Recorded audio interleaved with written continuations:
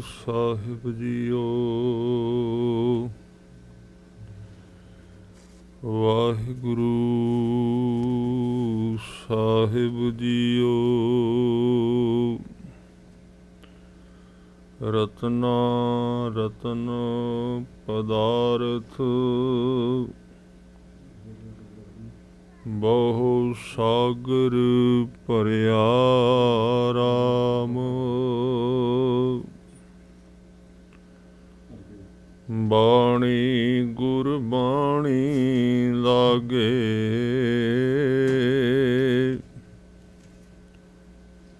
ਤਿਨ ਹੱਥ ਚੜਿਆ ਰਾਮ। ਰਤਨਾ ਰਤਨ ਪਦਾਰਥ ਬਹੁ ਸਾਗਰ ਭਰਿਆ ਰਾਮ। ਬਾਣੀ ਗੁਰਬਾਣੀ ਲਾਗੇ ਤਿਨ ਹੱਥ ਚੜਿਆ ਰਾਮ। ਗੁਰਬਾਣੀ ਲਾਗੇ ਤਿਨ ਹੱਥ ਚੜਿਆ। ਨਿਰਮੋਲਕ ਰਤਨ ਅਪਾਰਾ ਹਰ ਹਰ ਨਾਮ ਅਤੁਲਕ ਪਾਇਆ। ਤੇਰੀ ਭਗਤ ਭਰੇ ਭੰਡਾਰਾ। ਸਮੁੰਦ ਵਿਰੋਲ ਸਰੀਰ ਹਮ ਦੇਖਿਆ। ਇੱਕ ਵਸਤ ਅਨੂਪ ਦਿਖਾਈ।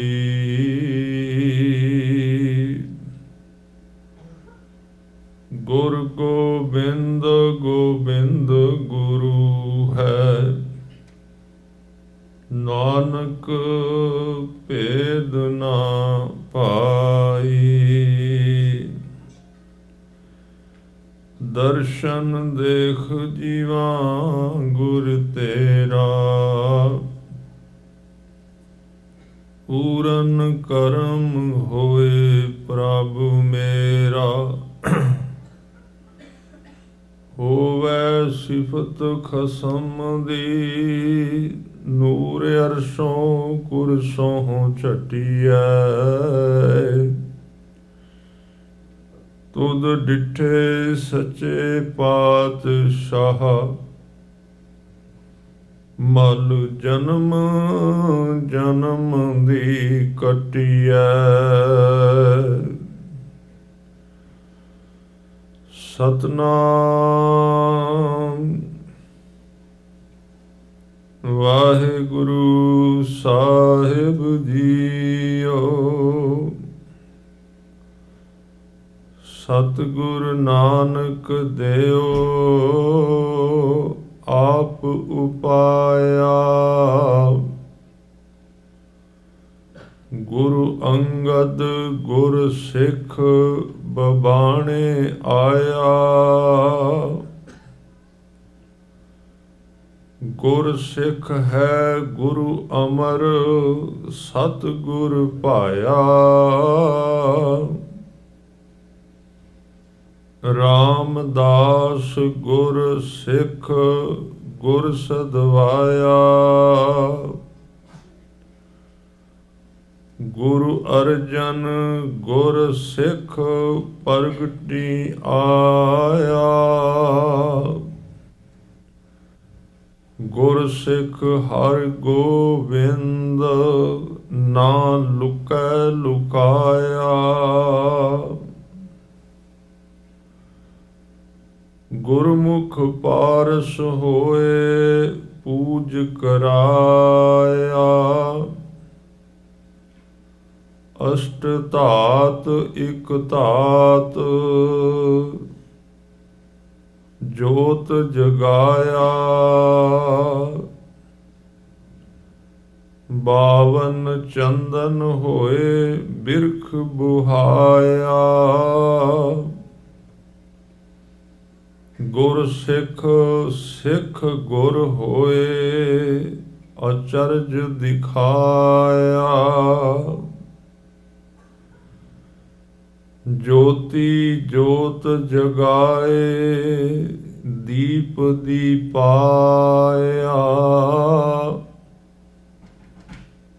ਨੀਰੈ ਅੰਦਰ ਨੀਰ, ਮਿਲੈ ਮਿਲਾਇਆ। ਗੁਰਮੁਖ ਸੁਫਲ ਜਨਮ, ਸਤਿਗੁਰ ਭਾਇਆ। ਗੁਰਮੁਖ ਪੂਰ ਕਰਮ, ਸਰਣੀ ਆਇਆ।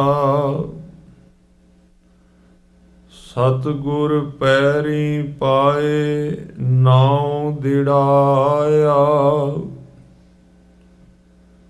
ਘਰ ਹੀ ਵਿੱਚ ਉਦਾਸ, ਨਾ ਵਿਆਪੈ ਮਾਇਆ।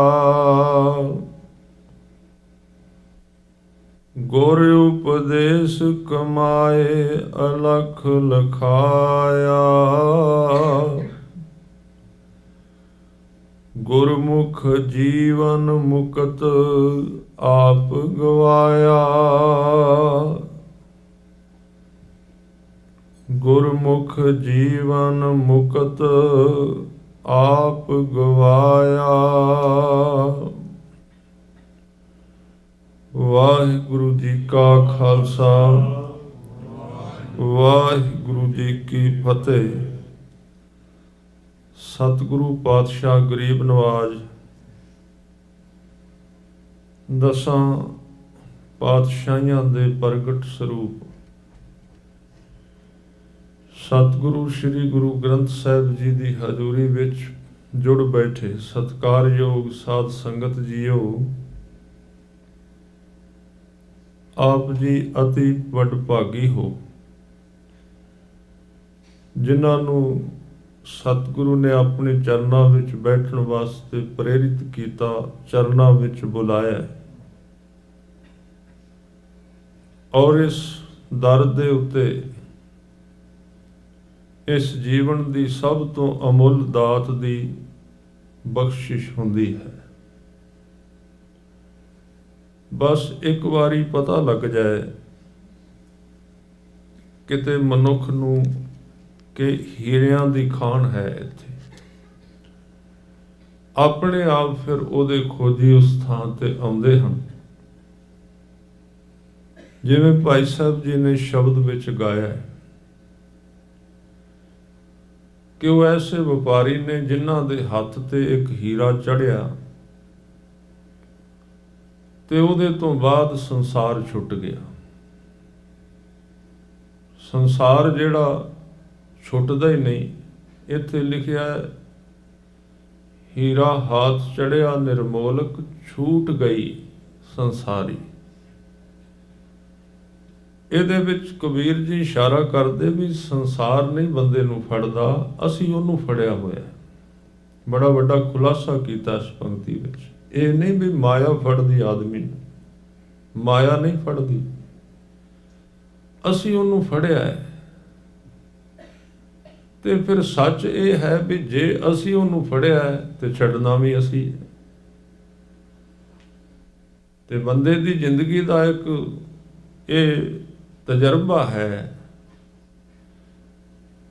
ਕਿ ਉਹ ਕਿਸੇ ਵੀ ਚੀਜ਼ ਨੂੰ ਉਦੋਂ ਛੱਡਦਾ ਜਦੋਂ ਉਹਦੇ ਤੋਂ ਵੱਡੀ ਚੀਜ਼ ਉਹਨੂੰ ਮਿਲੇ, ਨਹੀਂ ਤੇ ਛੱਡੇਗਾ ਨਹੀਂ। ਭਾਵੇਂ ਕਿੰਨਾ ਯਤਨ ਕਰੋ, ਕਿਸੇ ਨੂੰ ਕਹੋ ਵੀ 10 ਦਾ ਨੋਟ ਛੱਡ ਦੇ, ਇੱਕ ਦਾ ਫੜ ਮੁਸ਼ਕਲ ਹੈ।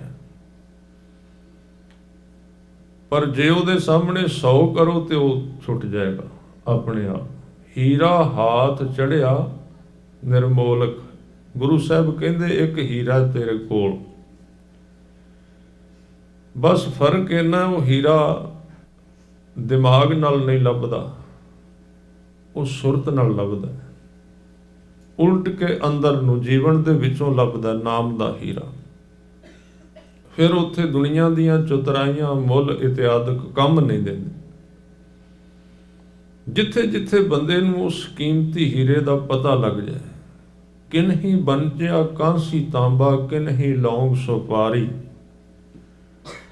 संतों बनजिया नाम गोविंद का, ऐसी खेप हमारी। ये नाम की दात गुरु कोल है। पिछे सवाल भी है कुछ, आपां उहदे बारे भी कह लईए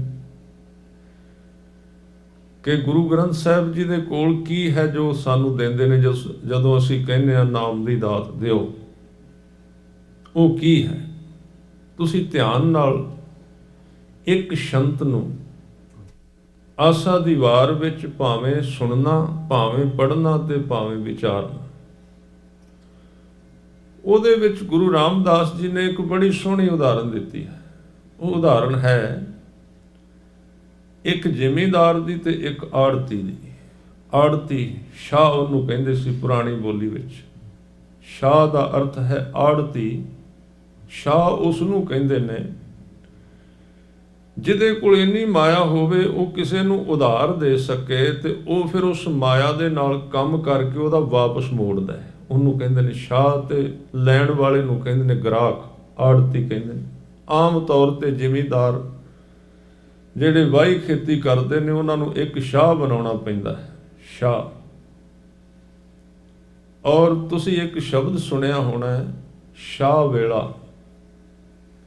ਪੁਰਾਣੇ ਸਮੇਂ ਵਿੱਚ ਸ਼ਾਹ ਵੇਲਾ ਉਸ ਨੂੰ ਕਹਿੰਦੇ ਸੀ ਅੰਮ੍ਰਿਤ ਵੇਲੇ। ਸ਼ਾਹ ਵੇਲਾ ਸ਼ਬਦ ਕਿਉਂ ਪਿਆ? ਇਹ ਬਹੁਤ ਕੀਮਤੀ ਸ਼ਬਦ ਹੈ, ਸ਼ਾਹ ਵੇਲਾ। ਧਿਆਨ ਨਾਲ ਸੁਣਨਾ। ਇਹ ਜਿਹੜਾ ਵੇਲਾ ਹੈ ਅੰਮ੍ਰਿਤ ਵੇਲਾ, ਜਿਹੜਾ ਮਨੁੱਖ ਇਸ ਵੇਲੇ ਜਾਗ ਪਿਆ ਉਹ ਸ਼ਾਹ ਬਣ ਗਿਆ। ਉਹਦੇ ਕੋਲ ਇੰਨਾ ਧਨ ਆ ਗਿਆ ਵੀ ਉਹ ਹੁਣ ਦੂਜਿਆਂ ਨੂੰ ਵੀ ਦੇ ਸਕਦਾ। ਤੇ ਜੇ ਉਹ ਵੇਲਾ ਖੁੰਝ ਗਿਆ ਫਿਰ ਅੱਗੇ ਲਾਈਨ ਲੱਗ ਗਈ ਭਿਖਾਰੀਆਂ ਦੀ ਸਾਰਿਆਂ। ਗੁਰ ਸਤਿਗੁਰ ਸੱਚਾ ਸ਼ਾਹ ਹੈ, ਸਿੱਖ ਦੇ ਹਰ ਰਾਸੇ। ਰਾਸ ਦਾ ਮਤਲਬ ਹੈ ਧਨ। ਸਤਿਗੁਰੂ ਪੂਰੇ ਦੇ ਕੋਲ ਨਾਮ ਦੀ ਦਾਤ ਦਾ ਭੰਡਾਰ ਭਰਿਆ ਹੋਇਆ ਹੈ, ਬਹੁਤ ਜ਼ਿਆਦਾ। ਤੇ ਉਹ ਆਪਣੇ ਸਿੱਖ ਨੂੰ ਆਪਣੇ ਕੋਲੋਂ ਨਾਮ ਦੀ ਦਾਤ ਉਹਦੀ ਝੋਲੀ ਵਿੱਚ ਪਾਉਂਦਾ ਹੈ। ਤੇ ਫਿਰ ਸਿੱਖ ਜਿਵੇਂ ਇੱਕ ਜ਼ਿਮੀਂਦਾਰ ਆਪਣੇ ਆੜਤੀ ਤੋਂ ਧਨ ਲੈ ਕੇ ਜਾਂਦਾ ਹੈ ਤੇ ਵਾਹੀ ਕਰਦਾ ਸਾਰਾ 6 ਮਹੀਨੇ।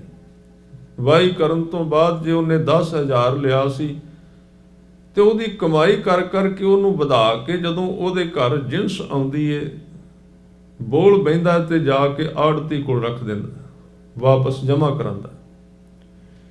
ਇਸ ਤਰ੍ਹਾਂ ਸੱਚੇ ਪਾਤਸ਼ਾਹ ਜੀ ਨੇ, ਗੁਰੂ ਅਮਰਦਾਸ ਜੀ ਨੇ ਬਚਨ ਦਿੱਤੇ ਵੀ ਗੁਰੂ ਕੋਲ ਕੀ ਹੈ ਤੇ ਉਹ ਸਿੱਖ ਨੂੰ ਕੀ ਦਿੰਦਾ ਹੈ।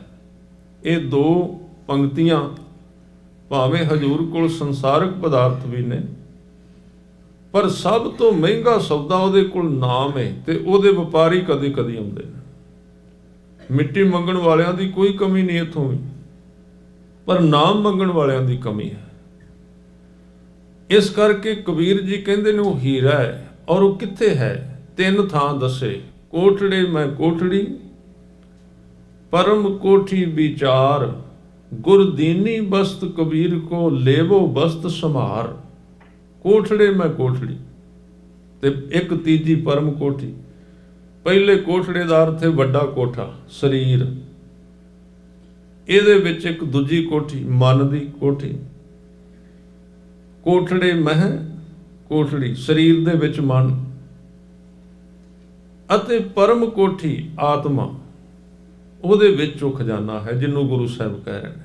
ਇਹ ਸਫ਼ਰ ਕਰਕੇ ਸਿੱਖ ਨੇ ਅੰਦਰ ਨੂੰ ਜਾਣਾ, ਸਰੀਰ ਤੋਂ ਮਨ ਤੱਕ, ਮਨ ਤੋਂ ਅੰਦਰ ਜਾਣਾ।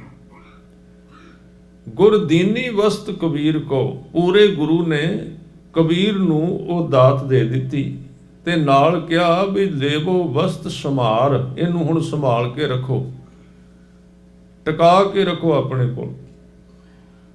ਪਰ ਕਬੀਰ ਜੀ ਨੇ ਅੱਗੇ ਇੱਕ ਹੋਰ ਸ਼ਬਦ ਕਿਹਾ, ਕਹਿੰਦੇ ਕਬੀਰ ਦੀ ਸੰਸਾਰ ਕੋ। ਕਬੀਰ ਨੇ ਫਿਰ ਦੁਨੀਆ ਨੂੰ ਦਿੱਤੀ। ਕਦੋਂ? ਜਿਵੇਂ ਆਪਾਂ ਇੱਕ ਦਿਨ ਪਹਿਲਾਂ ਵਿਚਾਰਿਆ ਸੀ ਵੀ ਕਬੀਰ ਜੀ ਦਾ ਭਾਂਡਾ ਇੰਨਾ ਭਰਿਆ ਗਿਆ ਵੀ ਡੁੱਲਣ ਲੱਗ ਪਿਆ, ਫਿਰ ਉਹ ਆਪੇ ਹੀ ਵੰਡਿਆ ਗਿਆ, ਵੰਡਣਾ ਨਹੀਂ ਪਿਆ। ਗੁਰਸਿੱਖੀ ਆਪਣੇ ਆਪ ਵੰਡੀ ਜਾਏਗੀ। ਜੋ ਕੁਝ ਸਾਡੇ ਕੋਲ ਹੋਏਗਾ ਉਹਨੂੰ ਵੰਡਣ ਦੀ ਲੋੜ ਨਹੀਂ ਪੈਂਦੀ, ਉਹ ਆਪਣੇ ਆਪ ਖਿਲਰਦਾ ਹੀ ਜਾਂਦਾ ਬੰਦੇ ਦੀ ਜ਼ਿੰਦਗੀ ਵਿੱਚੋਂ। ਉਹ ਹੀਰਾ ਨਾਮ ਦਾ ਦਿੱਤਾ। ਤੇ ਇਹ 2 ਬੇਨਤੀਆਂ ਮੈਂ ਸਾਂਝੀਆਂ ਕਰ ਰਿਹਾ ਸਾਂ कि गुरु शाह है। गुरु रामदास जी कहते गुर सतगुर सच्चा साहु है, सिख दे हर रासे, धन धन बनजारा वणज है। फिर वो जदों सिख गुरु कोलों नाम की दात लैके जाता है ना, हुण गुरु ने तो नाम देनी है, कमाई सिख ने करनी है। इत्थे ध्यान रखना, सिख ने उन्होंने वधाउणा, उहदी एक जिम्मेवारी है, गैर जिम्मेवार नहीं है सिख। उन्हें काम करना है उहदे उत्ते। हाँ ठीक है, रस गुरु ने पाउणा, पर काम सिख नूं करना पेगा। ये नहीं भी वो आपे कही जाए आपे होई जाएगा, नहीं हुंदा। ये ख्याल साडी कौम दे विच साडे स्टेज ते बहन वाले लोगों ने अंधाधुंध वरतों की इस ख्याल की भी सिख नूं कोई लोड़ नहीं कुछ करन दी, सारा कुछ गुरु ने करना। जिहड़ा कि गुरमत दे विच एक अद्धा विचार दिता गया, वो तां दिता गया क्योंकि जिहड़ा बोलन वाला है वो आम लोगों के चेहरे नूं पढ़दा भी वो खुश किवें हुंदे ने, ते बंदा खुश हुंदा भी मैनूं करना कुछ ना पए ते मिल सारा कुछ जाए। उन्हें उन्हां नूं खुश करना है। सुनाउण वाले ने जिम्मेवारी नहीं निभाउणी, उन्हें कहना भी स्रोते बहु गिणती विच खुश किवें हुंदे ने, ते वो वार वार कहेगा तुहानूं कुछ नहीं करना पैना, वो बड़े खुश होणगे, जकारे छुटणगे, बहुत कुछ होवेगा भी आ तां सौदा सस्ता मिल गया। नहीं, सतगुरु ने कहा सिख ने कुछ करना है, मैं उहदे तो कुछ करवाउणा है, मैं उहनूं दसना है, उहनूं कुछ करना पेगा। जिद्दण ये काम सानूं पता लग गया, आदमी जाग पेगा, तुरन लग पेगा। असीं सुत्ते क्यों पे हाँ, साडे दिमाग दे विच विचार पा दिता गया तुसीं कुछ भी नहीं करना, जद कि बिल्कुल गलत है। जिथे गुरु की जिम्मेवारी उत्थे सिख की भी जिम्मेवारी है। दो मिल कारज उपजै, राम नाम संजोग। तुसीं कदी वेखना जदों असीं तुरने आ, ਜਿਹੜਾ सज्जा पैर अगे तां जांदा है भी खब्बा उन्होंने सपोर्ट दे रहा है, तां सज्जा अगे जाएगा, एक पैर नाल तुरिया नहीं जाए। जदों असीं सज्जा पैर अगे करने आ, लगदा इंज भी सज्जा पैर अगे वध रहा, सज्जा नहीं अगे वधदा, खब्बा उन्होंने अगे वधाउंदा है दूजा जिहड़ा। ते जदों खब्बा पैर अगे वधेगा उदों सज्जा उन्होंने सपोर्ट कर रहा है। गुरु सिख नूं सपोर्ट करदा ते सिख, इत्थे मैं लफ्ज नहीं अगे वरतांगा भी सिख गुरु नूं सपोर्ट करदा है, पर करदा है। इत्थे चुप करना पेगा। ये अदबवाचक भाषा है भी सिख नहीं कहता भी मैं गुरु नूं सपोर्ट करना, पर सच्चाई ये है गुरु नूं सिख प्रगट करदा। मैं पिछे एक स्थान ते एक दिन बेनती कीती सी, शायद उत्थे सिंह होणगे, कि गुरु नूं सिख प्रगट करदा, सिख नूं गुरु प्रगट करदा। बाणी पढ़ के वेखो, प्रभ ते जन जानीजै, जन ते स्वामी। गुरु तेग बहादुर साहब शायद कदी प्रगट ना होंदे जे मक्खण शाह उठ के रौला ना पांदा भी गुरु इत्थे बैठा है। मक्खण शाह ने प्रगट किया क्योंकि उन्हें गुरु की सिੱਖੀ नूं कमाया, गुरु अगे अरदास कीती ते सतगुरु ने उहदा जहाज बन्ने लाया ते गल करके आया सी। 500 मोहर दी दित्तियां 5। गुरु साहब ने कहा भी आ मेरा मोढा ते वेख तू, मैं तेरा जहाज खिंचदा रहा, हुण भुल गया। जदों कम सी उदों 500 कहंदा सी, अज निकल गया हुण 5 ते आ गया। उहने सहन नहीं कीता इस खुशी नूं ते प्रगट कर दिता बाहर। इस तरीके दे नाल सिख ते गुरु दी सांझ बनदी है भी गुरु पूरा अपनी नाम दी दात सिख नूं दिंदा है। ते जदों नाम दी दात दी गल आउंदी उहदे अर्थ की हुंदे ने, गुरु अपना सुभाਅ सिख नूं दिंदा है। नाम का अर्थ है गुरु ग्रंथ साहिब जी का सुभाਅ। नाम के समुचे अर्थ तो यही होणगे ना। ये तो एक क्रिया उस सुभाਅ नूं खिੱਚਣ दी। जदों असीं वाहिगुरू वाहिगुरू जपदे जां मूल मंत्र जपने आ जां जपजी साहिब पढ़ने आ, ये तो इंजैक्शन है जिहड़ा खिੱਚ रहा उस दवाई नूं। ये तो कैप है उहदी दवाई ते विच है ना उहदे सुभाਅ दे। जदों सिख नाम जपदा है की हुंदा है? मैं पहला भी एक दिन बेनती की सी भी सिख जपजी साहिब पढ़ रहा है, वो जपजी साहिब कित्थों आया है? आ साडे सामने जपजी साहिब की बाणी किवें पढ़ीए? जदों सिख दे अगे गुटका साहिब आवे, सब तो पहला एक ख्याल करे भी आ जिहड़ी जपजी साहिब की बाणी पहला ये सोचे भी आई कित्थों, कित्थों आई है, किहड़ी किताब विचों आई है, ਕਿਹੜੇ ਥਾਂ ਤੋਂ ਆਈ ਹੈ। ਨਹੀਂ, ਉੱਥੇ ਸਿੱਖ ਸਮਝ ਲਏਗਾ ਵੀ ਆਹ ਜਿਹੜਾ ਜਪਜੀ ਸਾਹਿਬ ਦੀਆਂ 38 ਪੌੜੀਆਂ ਤੇ ਸ਼ਲੋਕ ਇਹ ਆਇਆ ਹੈ ਗੁਰੂ ਨਾਨਕ ਦੀ ਰਸਨਾ ਤੋਂ। ਗੁਰੂ ਨਾਨਕ ਦੀ ਰਸਨਾ ਤੋਂ ਬਾਹਰ ਨਿਕਲਿਆ। ਰਸਨਾ ਤੇ ਕਿੱਥੋਂ ਆਇਆ? ਪਿੱਛੇ ਤੁਰਦੇ ਜਾਓ, ਵਾਪਸ ਹੁੰਦੇ ਜਾਈਏ। ਇਹ ਇੱਕ ਓਂਕਾਰ ਸਤਨਾਮ ਕਰਤਾ ਪੁਰਖ ਕਿੱਥੋਂ ਆਇਆ ਹੈ? ਗੁਰੂ ਨਾਨਕ ਦੀ ਰਸਨਾ ਤੋਂ ਆਇਆ ਬਾਹਰ। ਰਸਨਾ ਤੇ ਕਿੱਥੋਂ ਆਇਆ? ਗੁਰੂ ਨਾਨਕ ਦੇ ਹਿਰਦੇ ਵਿੱਚੋਂ ਆਇਆ। ਹਿਰਦੇ ਵਿੱਚ ਕਿੱਥੋਂ ਆਇਆ? ਗੁਰੂ ਨਾਨਕ ਦੀ ਆਤਮਾ ਵਿੱਚੋਂ ਆਇਆ। ਤਾਂ ਆਪਾਂ ਕਹਿ ਸਕਨੇ ਆ ਇਹਨਾਂ ਲਫ਼ਜ਼ਾਂ ਦੇ ਵਿੱਚ, ਇਸ ਜਪਜੀ ਸਾਹਿਬ ਦੇ ਵਿੱਚ ਗੁਰੂ ਨਾਨਕ ਦਾ ਆਪਣਾ ਆਪ ਘੁਲਿਆ ਹੋਇਆ, ਆਪਣਾ ਆਪ ਘੁਲਿਆ। ਕਿਸੇ ਨੇ ਖੰਡ ਖਾਣੀ ਹੋਵੇ, ਸਿੱਧੀ ਨਾ ਖਾਧੀ ਜਾਏ ਤੇ ਪਾਣੀ ਵਿੱਚ ਘੋਲ ਕੇ ਖਾਂਦਾ ਹੈ। ਪਾਣੀ ਵਿੱਚ ਘੋਲਦਾ, ਪੀਂਦਾ ਤੇ ਪਾਣੀ ਹੈ, ਪੀਤੀ ਖੰਡ ਵੀ ਜਾਂਦੀ ਹੈ। ਅਸੀਂ ਪਾਣੀ ਪੀਂਦੇ ਹਾਂ, ਸ਼ਰਬਤ ਪੀਂਦੇ ਹਾਂ। ਸ਼ਰਬਤ ਪਾਣੀ ਹੈ ਕੱਲਾ, ਪਰ ਜਿਹੜੀ ਉਹਦੇ ਵਿੱਚ ਸ਼ੂਗਰ ਘੋਲੀ ਗਈ, ਵਾਰ-ਵਾਰ ਘੋਲੀ ਗਈ, ਜਦੋਂ ਪਾਣੀ ਪੀਤਾ ਸ਼ੂਗਰ ਵੀ ਨਾਲ ਪੀਤੀ ਗਈ। ਇਹ ਤਾਂ ਜਿਹੜੇ ਅੱਖਰ ਨੇ, ਲਫ਼ਜ਼ ਨੇ ਜਿਹੜੇ, ਇਹ ਤਾਂ ਗੁਰੂ ਕੇ ਸਵਾਰਿਓ, ਇਹ ਤਾਂ ਪਾਣੀ ਸੀ। ਤੇ ਇਸ ਪਾਣੀ ਨੂੰ ਜਦੋਂ, ਇਸ ਜਪਜੀ ਨੂੰ ਜਦੋਂ ਸਿੱਖ ਨੇ ਅੰਦਰ ਪੀਤਾ, ਅੰਦਰ ਲੈ ਕੇ ਗਿਆ, ਤੇ ਨਾਲ ਗੁਰੂ ਨਾਨਕ ਸਾਹਿਬ ਦਾ ਸੁਭਾਅ ਘੁਲਿਆ ਹੋਇਆ ਸੀ। ਜਪਜੀ ਸਾਹਿਬ ਦੇ ਵਿੱਚ ਸੁਭਾਅ ਘੁਲਿਆ ਸੀ। ਜਦੋਂ ਸਿੱਖ ਨੇ ਜਪਜੀ ਸਾਹਿਬ ਪੜ੍ਹਿਆ ਪਿਆਰ ਨਾਲ, ਅੰਦਰ ਦੇ ਦਰਵਾਜ਼ੇ ਖੋਲ੍ਹ ਦਿੱਤੇ, ਮਨ ਖੋਲ੍ਹ ਦਿੱਤਾ।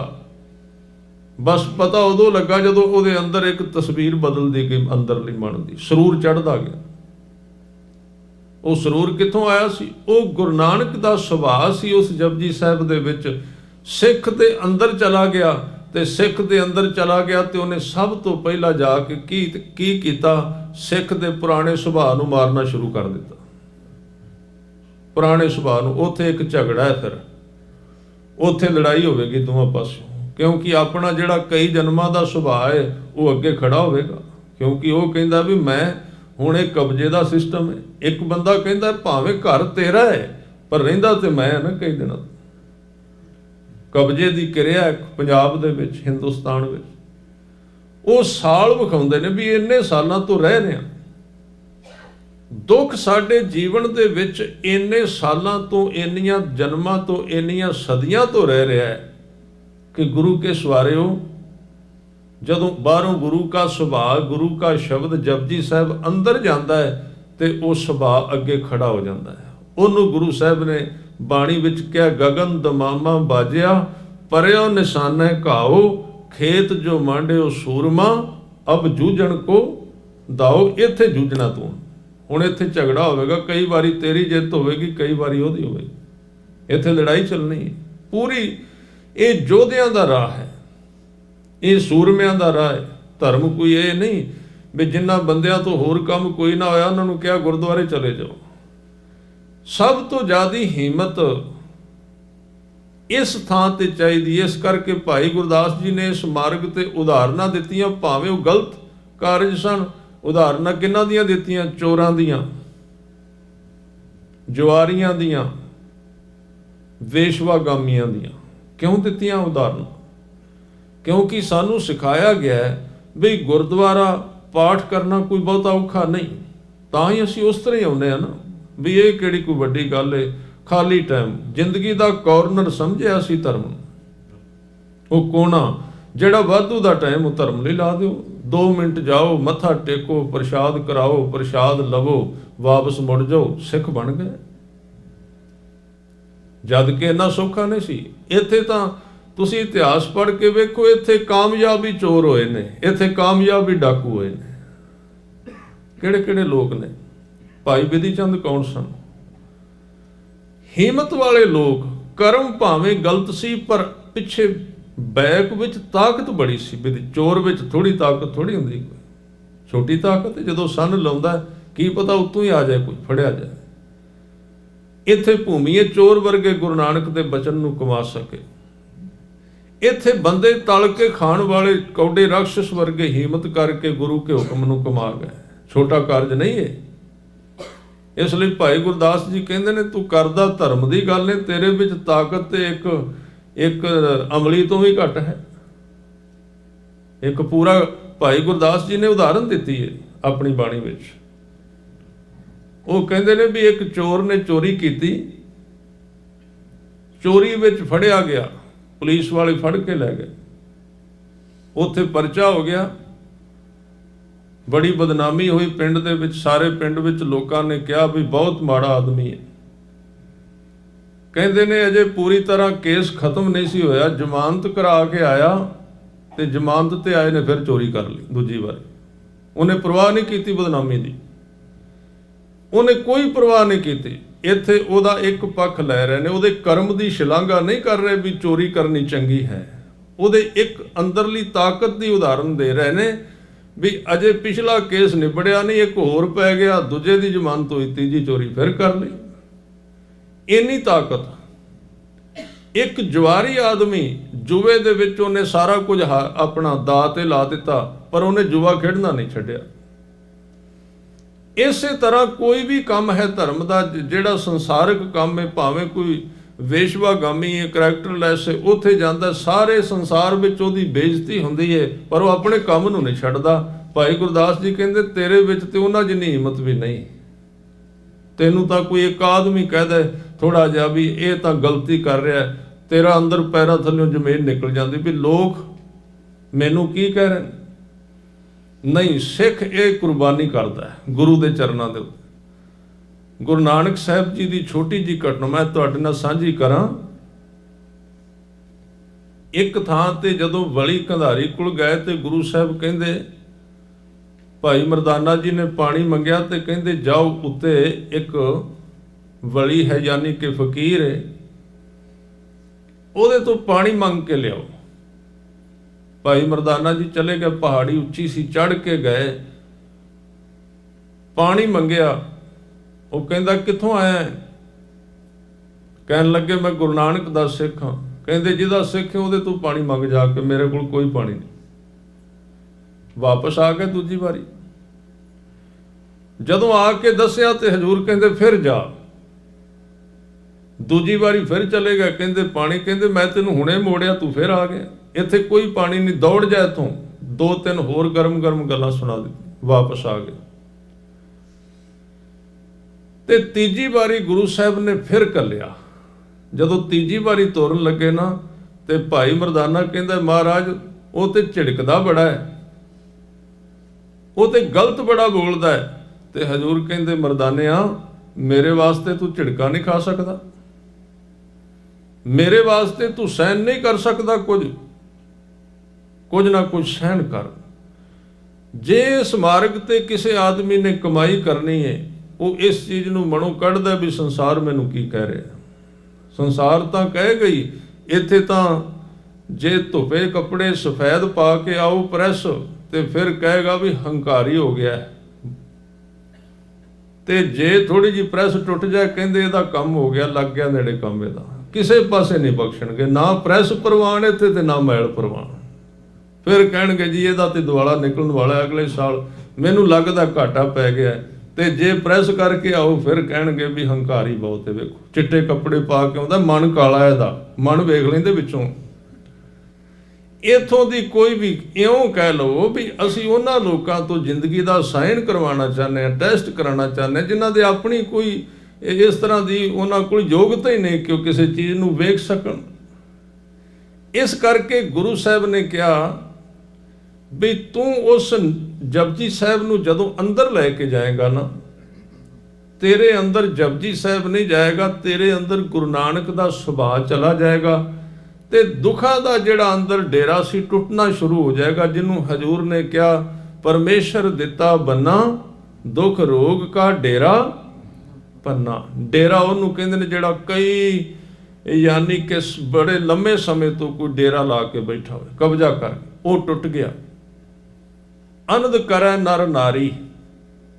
ਸਾਡੇ ਸਰੀਰ ਦੇ ਵਿੱਚ ਇੱਕ ਨਾਰੇ ਤੇ ਇੱਕ ਨਾਰੀ। ਆਮ ਤੌਰ ਤੇ ਸ਼ਬਦ ਤੁਸੀਂ ਆਨੰਦਕਾਰੀ ਤੇ ਸੁਣੋਗੇ, ਚਲੋ ਪੜ੍ਹਿਆ, ਕੋਈ ਮਾੜੀ ਗੱਲ ਨਹੀਂ, ਬਾਣੀ ਹੈ। ਉਹ ਕਹਿੰਦੇ ਆਨੰਦ ਕਰੈ ਨਰ ਨਾਰੀ, ਇਹਨਾਂ ਦਾ ਜਿਨ੍ਹਾਂ ਦਾ ਆਨੰਦ ਕਾਰਜ ਹੋਇਆ ਕਹਿੰਦੇ ਆਨੰਦ ਕਰਨਗੇ। ਇੱਥੇ ਅਨੰਦ ਕਰੈ ਨਰ, ਸਾਡੇ ਅੰਦਰ ਇੱਕ ਨਾਰੇ ਤੇ ਇੱਕ ਨਾਰੀ ਹੈ। ਨਰ ਦਾ ਮਤਲਬ ਪ੍ਰਭੂ ਦੀ ਜੋਤ ਸੱਤਾ, ਜਿਹਨੂੰ ਬਾਣੀ ਦੇ ਵਿੱਚ ਸ਼ਿਵ ਕਿਹਾ ਗਿਆ ਹੈ। ਤੇ ਨਾਰੀ ਦਾ ਅਰਥ ਹੈ ਜੀਵ, ਮਨੁੱਖ ਆਪ, ਜਿਹਦਾ ਆਪਣਾ ਆਪ। ਦੋ ਸਰੂਪ ਅੰਦਰ ਕੰਮ ਕਰਦੇ ਨੇ। ਜਿਉਂ-ਜਿਉਂ ਅੱਗੇ ਜਾਏਗਾ ਉਹਨੂੰ ਪਤਾ ਲੱਗੇਗਾ ਗੁਰੂ ਬਾਹਰ ਨਹੀਂ, ਤੇਰੇ ਅੰਦਰ ਗੁਰੂ ਹੈ ਤੇ ਸਿੱਖ ਵੀ ਅੰਦਰ ਹੈ। ਉਹਨੂੰ ਗੁਰਸਿੱਖ ਕਿਹਾ। ਕਲਗੀਧਰ ਪਾਤਸ਼ਾਹ ਦਾ ਜਿਹੜਾ ਸਿਧਾਂਤ ਸੀ, ਉਹ ਕਹਿੰਦੇ ਜਦੋਂ ਮੇਰਾ ਸਿੱਖ ਅਖੀਰ ਤੇ ਜਾਏਗਾ, ਗੁਰੂ ਵੀ ਉਹਦੇ ਅੰਦਰ ਹੋਵੇਗਾ ਤੇ ਚੇਲਾ ਵੀ ਉਹਦੇ ਅੰਦਰ ਹੋਵੇਗਾ। ਵਾਹੋ ਵਾਹੋ ਗੋਬਿੰਦ ਸਿੰਘ ਆਪੇ ਗੁਰ ਚੇਲਾ। ਇਹ ਨਹੀਂ ਵੀ ਬਾਹਰ ਗੁਰੂ ਗੋਬਿੰਦ ਸਿੰਘ ਤੇ ਬਾਹਰ ਦੂਜਾ ਭਾਈ ਦਇਆ ਸਿੰਘ। ਕਹਿੰਦੇ ਦਇਆ ਸਿੰਘ ਜੀ, ਮੈਂ ਤੁਹਾਡੇ ਵਿੱਚ ਹਾਂ, ਤੁਹਾਡੇ ਵਿੱਚ ਵਸਿਆ ਹੋਇਆ, ਤੁਸੀਂ ਮੈਨੂੰ ਵੇਖੋ। ਖਾਲਸੇ ਮੈਂ ਹੋ ਕਰੋ ਨਿਵਾਸ, ਵਿੱਚ ਰਹਿੰਦਾ ਸ਼ਬਦ ਬਣ ਕੇ। ਅਕਾਲ ਦਾ ਸਰੂਪ ਇਹ। ਖੈਰ ਇਹ ਵਿਸ਼ਾ ਬਹੁਤ ਅੱਗੇ ਹੈ, ਜੇ ਮੇਰੇ ਖਿਆਲ ਵਿੱਚ 30-40 ਘੰਟੇ ਦੇ ਉੱਤੇ ਬੋਲਿਆ ਜਾਏ ਤੇ ਫਿਰ ਜਿਹੜੀ ਗੱਲ ਮੈਂ ਤੁਹਾਡੇ ਨਾਲ ਕਰ ਰਿਹਾ ਵੀ ਗੁਰੂ ਅੰਦਰ ਹੈ ਤਾਂ ਉਹ ਪਕੜ ਵਿੱਚ ਆਵੇਗੀ। ਅਜੇ ਸਾਨੂੰ ਗੁਰੂ ਨਾਨਕ ਸਾਹਿਬ ਤੋਂ ਬਾਹਰੋਂ ਸ਼ੁਰੂ ਕਰਨਾ ਪਏਗਾ, ਗੁਰੂ ਗ੍ਰੰਥ ਸਾਹਿਬ ਨੂੰ ਬਾਹਰੋਂ ਵੇਖਣਾ ਪਏਗਾ, ਬਾਣੀ ਨੂੰ ਬਾਹਰੋਂ ਵੇਖਣਾ ਪਏਗਾ। ਤਾਂ ਜਿਉਂ-ਜਿਉਂ ਸਿੱਖ ਬਾਣੀ ਨੂੰ ਪੜ੍ਹਦਾ ਰਹਿੰਦਾ ਹੈ ਤੇ ਬਾਣੀ ਨੂੰ ਅੰਦਰ ਲਈ ਜਾਂਦਾ ਹੈ, ਅੰਦਰ ਟਿਕਾ ਲੈਂਦਾ ਆਪਣੇ। ਤੇ ਜਦੋਂ ਅੰਦਰ ਜਾ ਕੇ ਦੋਵਾਂ ਦਾ ਸੁਮੇਲ ਹੁੰਦਾ ਹੈ, ਉੱਥੇ ਦੋ ਮਿਲ ਕਾਰਜ ਉਪਜੈ। ਸ਼ਬਦ ਤੇ ਸੁਰਤ ਇੱਕ ਹੋ ਜਾਂਦੇ ਨੇ। ਮੈਂ ਇੱਥੇ ਬੇਨਤੀ ਕਰਾਂ, ਜੇ ਗੁਰੂ ਸ਼ਬਦ ਹੈ ਤੇ ਫਿਰ ਚੇਲਾ ਵੀ ਸਰੀਰ ਨਹੀਂ, ਚੇਲਾ ਵੀ ਫਿਰ ਸੁਰਤ ਹੈ। ਦੋਵਾਂ ਦਾ ਮੇਲ ਤਾਂ ਹੋਵੇਗਾ।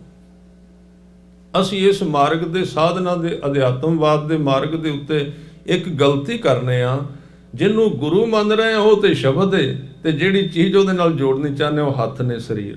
ਦੋਵਾਂ ਦਾ ਜੋੜ ਨਹੀਂ ਪੈਂਦਾ। ਸ਼ਬਦ ਨਾਲ ਸਰੀਰ ਕਿੱਥੋਂ ਜੁੜੇ? ਪਾਣੀ ਦੇ ਵਿੱਚ ਲੋਹਾ ਕਿਵੇਂ ਮਿਲੇਗਾ?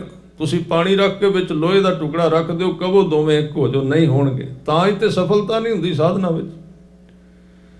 ਸ਼ਬਦ ਨਾਲ ਸਰੀਰ ਨਹੀਂ ਮਿਲਦਾ, ਸ਼ਬਦ ਨਾਲ ਸੁਰਤ ਹੀ ਮਿਲਦੀ, ਬੰਦੇ ਦਾ ਧਿਆਨ ਮਿਲ ਸਕਦਾ ਹੈ। ਜੇ ਗੁਰੂ ਸ਼ਬਦ ਹੈ ਤੇ ਚੇਲਾ ਸੁਰਤ ਹੈ, ਚੇਲਾ ਵੀ ਸਰੀਰ ਨਹੀਂ।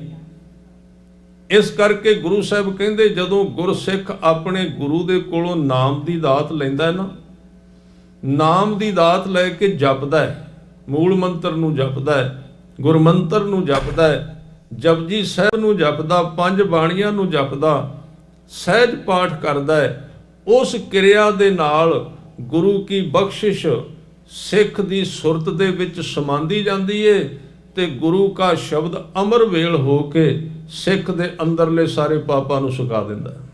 ਅਮਰ ਵੇਲ ਇੱਕ ਸ਼ਬਦ ਹੋਰ ਮੈਂ ਵਰਤਿਆ। ਅਮਰ ਵੇਲ ਉਹਨੂੰ ਕਹਿੰਦੇ ਨੇ, ਇੱਕ ਪੀਲੇ ਰੰਗ ਦੀ ਵੇਲ, ਯਾਨੀ ਕਿ ਤਾਰਾਂ ਹੁੰਦੀਆਂ ਨੇ। ਉਹ ਇੱਕ ਤਰ੍ਹਾਂ ਦੀ ਬੂਟੀ ਹੈ ਜਿਹੜੀ ਜੜ ਤੋਂ ਬਿਨਾਂ ਵੀ ਫੈਲਦੀ ਰਹਿੰਦੀ, ਜਿਹਦੀ ਜੜ ਕੋਈ ਨਹੀਂ। ਉਹਨੂੰ ਕਿਸੇ ਰੁੱਖ ਦੇ ਉੱਤੇ ਸਿੱਟ ਦਿਓ, ਉਹਨਾਂ ਥੋੜੀਆਂ ਜੀਆਂ ਤਾਰਾਂ ਨੂੰ, ਉਹ ਰੁੱਖ ਦੇ ਉੱਤੇ ਫੈਲਦੀ ਫੈਲਦੀ ਇੱਕ ਦਿਨ ਉਸ ਰੁੱਖ ਨੂੰ ਸੁਕਾ ਕੇ ਸਾਰੇ ਨੂੰ ਕਵਰ ਕਰ ਲੈਂਦੀ ਆਪਣੇ। ਗੁਰੂ ਕਾ ਸ਼ਬਦ ਜਦੋਂ ਸਿੱਖ ਦੇ ਅੰਦਰ ਚਲਾ ਜਾਏ, ਜਿਉਂ-ਜਿਉਂ ਸਿੱਖ ਬਾਣੀ ਪੜ੍ਹਦਾ ਹੈ, ਜਿਉਂ-ਜਿਉਂ ਸ਼ਬਦ ਦੀ ਕਮਾਈ ਕਰਦਾ ਹੈ, ਤੇ ਇੱਕ ਦਿਨ ਗੁਰੂ ਕਾ ਸ਼ਬਦ ਸਾਡੇ ਆਪਣੇ ਸਰੂਪ ਨੂੰ ਵਿੱਚੋਂ ਖਤਮ ਕਰ ਦੇਗਾ, ਨਸ਼ਟ ਕਰ ਦੇਗਾ, ਆਪਣਾ ਆਪ ਰਹੇਗਾ ਹੀ ਨਹੀਂ। ਤਾਂ ਹੀ ਤਾਂ ਗੁਰੂ ਅੰਗਦ ਦੇਵ ਜੀ ਨੂੰ ਪਿੱਛੋਂ ਕੋਈ ਮਿਲਣ ਆਇਆ ਰਿਸ਼ਤੇਦਾਰ, ਤੇ ਗੁਰੂ ਅੰਗਦ ਦੇਵ ਜੀ ਜਿੱਦਣ ਆਏ ਸਨ, ਉਦਣ ਸਨ ਭਾਈ ਲਹਿਣਾ ਜੀ। ਪੁਰਾਣਾ ਨਾਮ ਉਹਨਾਂ ਦਾ ਭਾਈ ਲਹਿਣਾ। ਅੱਜ ਉਹ ਜ਼ਿਕਰ ਵੀ ਆਇਆ, ਭਾਈ ਗੁਰਦਾਸ ਜੀ ਨੇ ਕੀਤਾ ਵੀ ਲਹਿਣਾ ਜੀ ਆਏ ਗੁਰੂ ਨਾਨਕ ਦੇਵ ਜੀ ਦੀ ਸ਼ਰਨ ਵਿੱਚ। ਕੋਈ ਪੁਰਾਣਾ ਰਿਸ਼ਤੇਦਾਰ ਜਦੋਂ ਗੁਰੂ ਬਣੇ ਮਿਲਣ ਵਾਸਤੇ ਆਏ, ਤੇ ਬਾਹਰ ਸਿੱਖਾਂ ਨੂੰ ਪੁੱਛਦੇ ਫਿਰਦੇ, ਇੱਥੇ ਇੱਕ ਲਹਿਣਾ ਨਾਮ ਦਾ ਬੰਦਾ ਆਇਆ ਸੀ, ਮੈਂ ਉਹਨੂੰ ਮਿਲਣਾ ਹੈ। ਉਹਨੇ, ਉਹ ਸਿੱਖ ਵੀ ਨਵਾਂ ਆਇਆ ਸੀ, ਉਹਨੇ ਗੁਰੂ ਸਾਹਿਬ ਦਾ ਪੁਰਾਣਾ ਨਾਮ ਸੁਣਿਆ ਨਹੀਂ ਸੀ ਲਹਿਣਾ, ਉਹਨੇ ਹੁਣ ਵਾਲਾ ਹੀ ਨਾਮ ਸੁਣਿਆ ਸੀ ਗੁਰੂ ਅੰਗਦ ਦੇਵ। ਉਹਨੇ ਕਿਹਾ ਵੀ ਇੱਥੇ ਕੋਈ ਲਹਿਣਾ ਨਹੀਂ। ਸਾਰਾ ਫੋਲਿਆ, ਸਾਰਾ ਪਤਾ ਕੀਤਾ, ਪਰ ਜਦੋਂ ਗੁਰੂ ਅੰਗਦ ਦੇਵ ਜੀ ਮਿਲੇ, ਕਹਿੰਦੇ ਆਹ ਹੀ ਤੇ ਲਹਿਣਾ ਹੈ। ਕਹਿੰਦੇ ਲਹਿਣਿਆ, ਕਹਿੰਦੇ ਤੂੰ ਇੱਥੇ ਹੈ ਹੀ ਨਹੀਂ, ਤੂੰ ਤਾਂ ਇੱਥੇ ਹੀ ਹੈ। ਤੇ ਗੁਰੂ ਅੰਗਦ ਦੇਵ ਪਾਤਸ਼ਾਹ ਨੇ ਕਿਹਾ, ਕਹਿੰਦੇ ਭਾਈ ਜਿੱਦਣ ਆਇਆ ਸਾਂ ਉਦਣ ਲਹਿਣਾ ਸਾਂ, ਪਰ ਅੱਜ ਲਹਿਣਾ ਨਹੀਂ, ਅੱਜ ਅੰਗਦ ਬਣ ਗਿਆ। ਜਦੋਂ ਆਇਆ ਸੀ ਉਦੋਂ ਲਹਿਣਾ ਸੀ। ਕਹਿੰਦੇ ਲਹਿਣਾ ਕਿੱਥੇ? ਕਹਿੰਦੇ ਲਹਿਣਾ ਤੇ ਪਤਾ ਹੀ ਨਹੀਂ ਗਿਆ ਕਿੱਧਰ ਹੈ। ਗੁਰੂ ਨਾਨਕ ਦਾ ਅੰਗ ਬਣ ਗਿਆ ਅੰਗਦ। ਗੁਰੂ ਅੰਗਦ ਦਾ ਹੱਥ ਬਣ ਗਿਆ ਮੈਂ, ਮੇਰੇ ਰਾਹੀਂ ਗੁਰੂ ਨਾਨਕ ਦੇਵ ਸੱਚੇ ਪਾਤਸ਼ਾਹ ਜੀ ਕੰਮ ਕਰ ਰਹੇ ਨੇ। ਅਸਲ ਵਿੱਚ ਹਰ ਇੱਕ ਸਿੱਖ ਹੀ ਅੰਗਦ ਹੈ। ਅੰਗਦ ਦਾ ਮਤਲਬ ਹੈ ਅੰਗ, ਗੁਰੂ ਦੇ ਅੰਗ ਤੋਂ ਨਿਕਲਿਆ ਹੋਇਆ। ਗੁਰੂ ਨਾਨਕ ਦੇਵ ਜੀ ਨੇ ਉਹਨਾਂ ਨੂੰ ਅੰਗ ਨਾਮ ਦਿੱਤਾ ਸੀ ਅੰਗਦ। ਇਸ਼ਾਰਾ ਕੀਤਾ ਸੀ ਜਿਹੜਾ ਮੇਰਾ ਸਿੱਖ ਹੋਵੇਗਾ ਉਹ ਮੇਰਾ ਅੰਗਦ ਹੋਵੇਗਾ, ਮੇਰਾ ਹੱਥ ਹੋਵੇਗਾ, ਮੈਂ ਉਹਦੇ ਨਾਲ ਕੰਮ ਕਰਾਂਗਾ। ਅੱਜ ਜਿੰਨੇ ਵੀ ਸਿੱਖ ਗੁਰੂ ਨਾਨਕ ਦਾ ਕੰਮ ਕਰ ਰਹੇ ਨੇ ਇਹ ਗੁਰੂ ਨਾਨਕ ਦੇ ਅੰਗ ਨੇ, ਗੁਰੂ ਨਾਨਕ ਦੇ ਹੱਥ ਨੇ, ਇਹਨਾਂ ਦੇ ਨਾਲ ਗੁਰੂ ਨਾਨਕ ਕੰਮ ਕਰ ਰਹੇ ਨੇ। ਇਉਂ ਕਹਿ ਸਕਨੇ ਹਾਂ ਹਰ ਇੱਕ ਸਿੱਖ ਗੁਰੂ ਗ੍ਰੰਥ ਸਾਹਿਬ ਜੀ ਦਾ ਅੰਗ ਹੈ। ਅੰਗ ਸ਼ਬਦ ਵਰਤਿਆ ਜਾਂਦਾ, ਪਰ ਅੰਗ ਉਹ ਬਣਿਆ ਜਿਹਨੇ ਪਹਿਲਾਂ ਗਵਾ ਦਿੱਤਾ। ਸਾਰੇ ਅੰਗ ਨਹੀਂ ਆਪਾਂ, ਅਸੀਂ ਤੇ ਅਜੇ ਉਹੀ ਆ ਲੈਣਾ, ਅਸੀਂ ਲੈਣ ਦੇ ਪਿੱਛੇ ਭੱਜੇ ਫਿਰਨੇ। ਲੈਣੇ ਤੋਂ ਖਤਮ ਹੋ ਕੇ ਅੰਗਦ ਬਣਿਆ, ਉੱਥੇ ਲੈਣਾ ਨਹੀਂ ਸੀ, ਆਪਣੇ ਆਪ ਨੂੰ ਗਵਾਇਆ। ਤੇ ਗੁਰੂ ਕਾ ਸ਼ਬਦ ਇਸ ਤਰ੍ਹਾਂ ਸਾਡੇ ਆਪਣੀ ਹਉਮੈ ਨੂੰ ਗਵਾ ਦਿੰਦਾ ਹੈ। ਸਤਿਗੁਰੂ ਬਚਨ ਕਰਦੇ, ਆਪ ਗਵਾਈਐ ਤਾਂ ਸੋ ਪਾਈਐ, ਆਪ ਗਵਾਈਐ ਤਾਂ ਸੋ ਪਾਈਐ, ਆਪ ਗਵਾਈਐ ਤਾਂ ਸੋ ਪਾਈਐ, ਆਪ ਗਵਾਈਐ ਤਾਂ ਸੋ ਪਾਈਐ, ਆਪ ਗਵਾਈਐ ਤਾਂ ਸੋ ਪਾਈਐ, ਆਪ ਗਵਾਈਐ ਤਾਂ ਸੋ ਪਾਈਐ।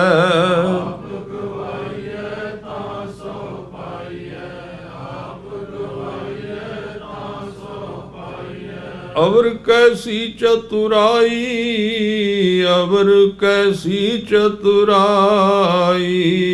अवर कैसी चतुराई, अवर कैसी चतुराई। आप गवाइए तां सो पाइए, आप गवाइए तां सो पाइए।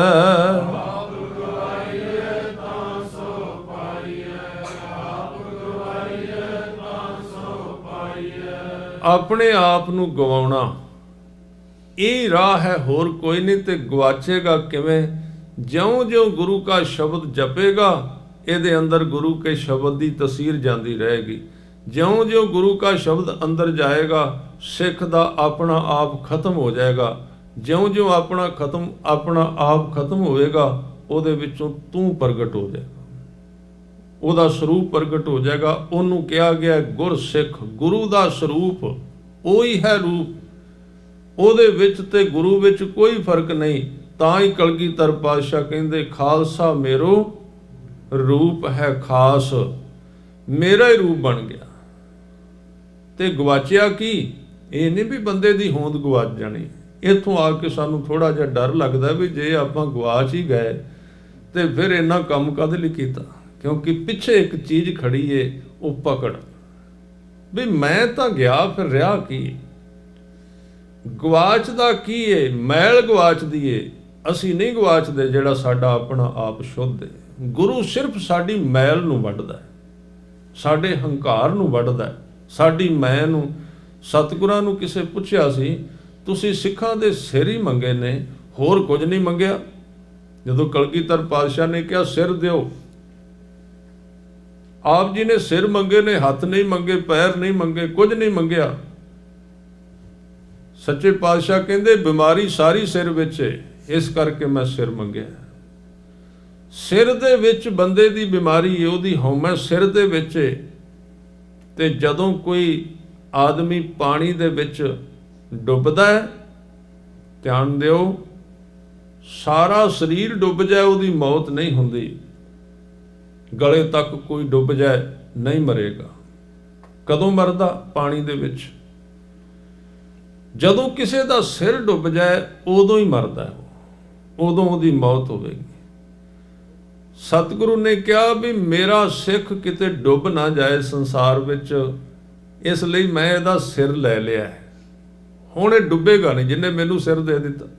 ਬਾਕੀ ਸਰੀਰ ਡੁੱਬਿਆ ਰਹੇ, ਉਹਦਾ ਸੰਸਾਰ ਕੁਝ ਨਹੀਂ ਗਵਾਉਂਦਾ, ਪਦਾਰਥ ਉਹਦਾ ਕੁਝ ਨਹੀਂ ਗਵਾਉਂਦਾ। ਇੱਕ ਮੈਂ ਬੇਨਤੀ ਕਰਾਂ, ਇਹਨਾਂ ਗੁਰੂ ਸਾਹਿਬ ਦਾ ਜਿਹੜਾ ਗਿਆਨ ਹੈ ਉਹ ਸਾਡੀ ਸਮਝ ਵਿੱਚ ਨਹੀਂ ਆਉਂਦਾ। ਅਸੀਂ ਉਹਨੂੰ ਪੜ੍ਹਨ ਲੱਗਿਆਂ, ਸਮਝਣ ਲੱਗਿਆਂ ਤੇ ਅੱਗੇ ਦੇਣ ਲੱਗਿਆਂ ਉਹਦਾ ਸਰੂਪ ਤਬਦੀਲ ਕਰ ਦਿੰਦੇ ਹਾਂ, ਬਦਲ ਦਿੰਦੇ ਹਾਂ ਉਸ ਨੂੰ। ਆਮ ਬੰਦੇ ਦੇ ਦਿਮਾਗ ਵਿੱਚ ਅੱਜ ਵੀ ਇਹ ਹੈ ਵੀ ਧਰਮ ਇੱਕ ਇੰਨਾ ਤਿਆਗ ਹੈ, ਜਿਹਨੇ ਅੰਮ੍ਰਿਤ ਛਕ ਲਿਆ ਸੰਨਿਆਸੀ ਬਣ ਗਿਆ ਨੌਜਵਾਨ ਤਬਕੇ ਦੇ। ਇਸੇ ਕਰਕੇ ਨੌਜਵਾਨ ਤਬਕਾ ਗੁਰਦੁਆਰੇ ਵਿੱਚ ਕਿਉਂ ਨਹੀਂ ਆਉਂਦਾ? ਉਹਨੂੰ ਇਹ ਪੱਕਾ ਹੀ ਨਹੀਂ ਕਰਾਇਆ ਜਾਂਦਾ ਵੀ ਇਹ ਧਰਮ ਕੋਈ ਇਸ ਤਰ੍ਹਾਂ ਦਾ ਤਿਆਗ ਨਹੀਂ ਵੀ ਜੰਗਲ ਵਿੱਚ ਚਲੇ ਜਾਣਾ, ਸੰਸਾਰ ਛੱਡ ਦੇਣਾ, ਤਿਆਗ ਦੇਣਾ। ਪਰ ਉਹਦਾ ਦ੍ਰਿਸ਼ ਇਸ ਤਰ੍ਹਾਂ ਪੈਦਾ ਕਰ ਦਿੱਤਾ ਜਾਂਦਾ।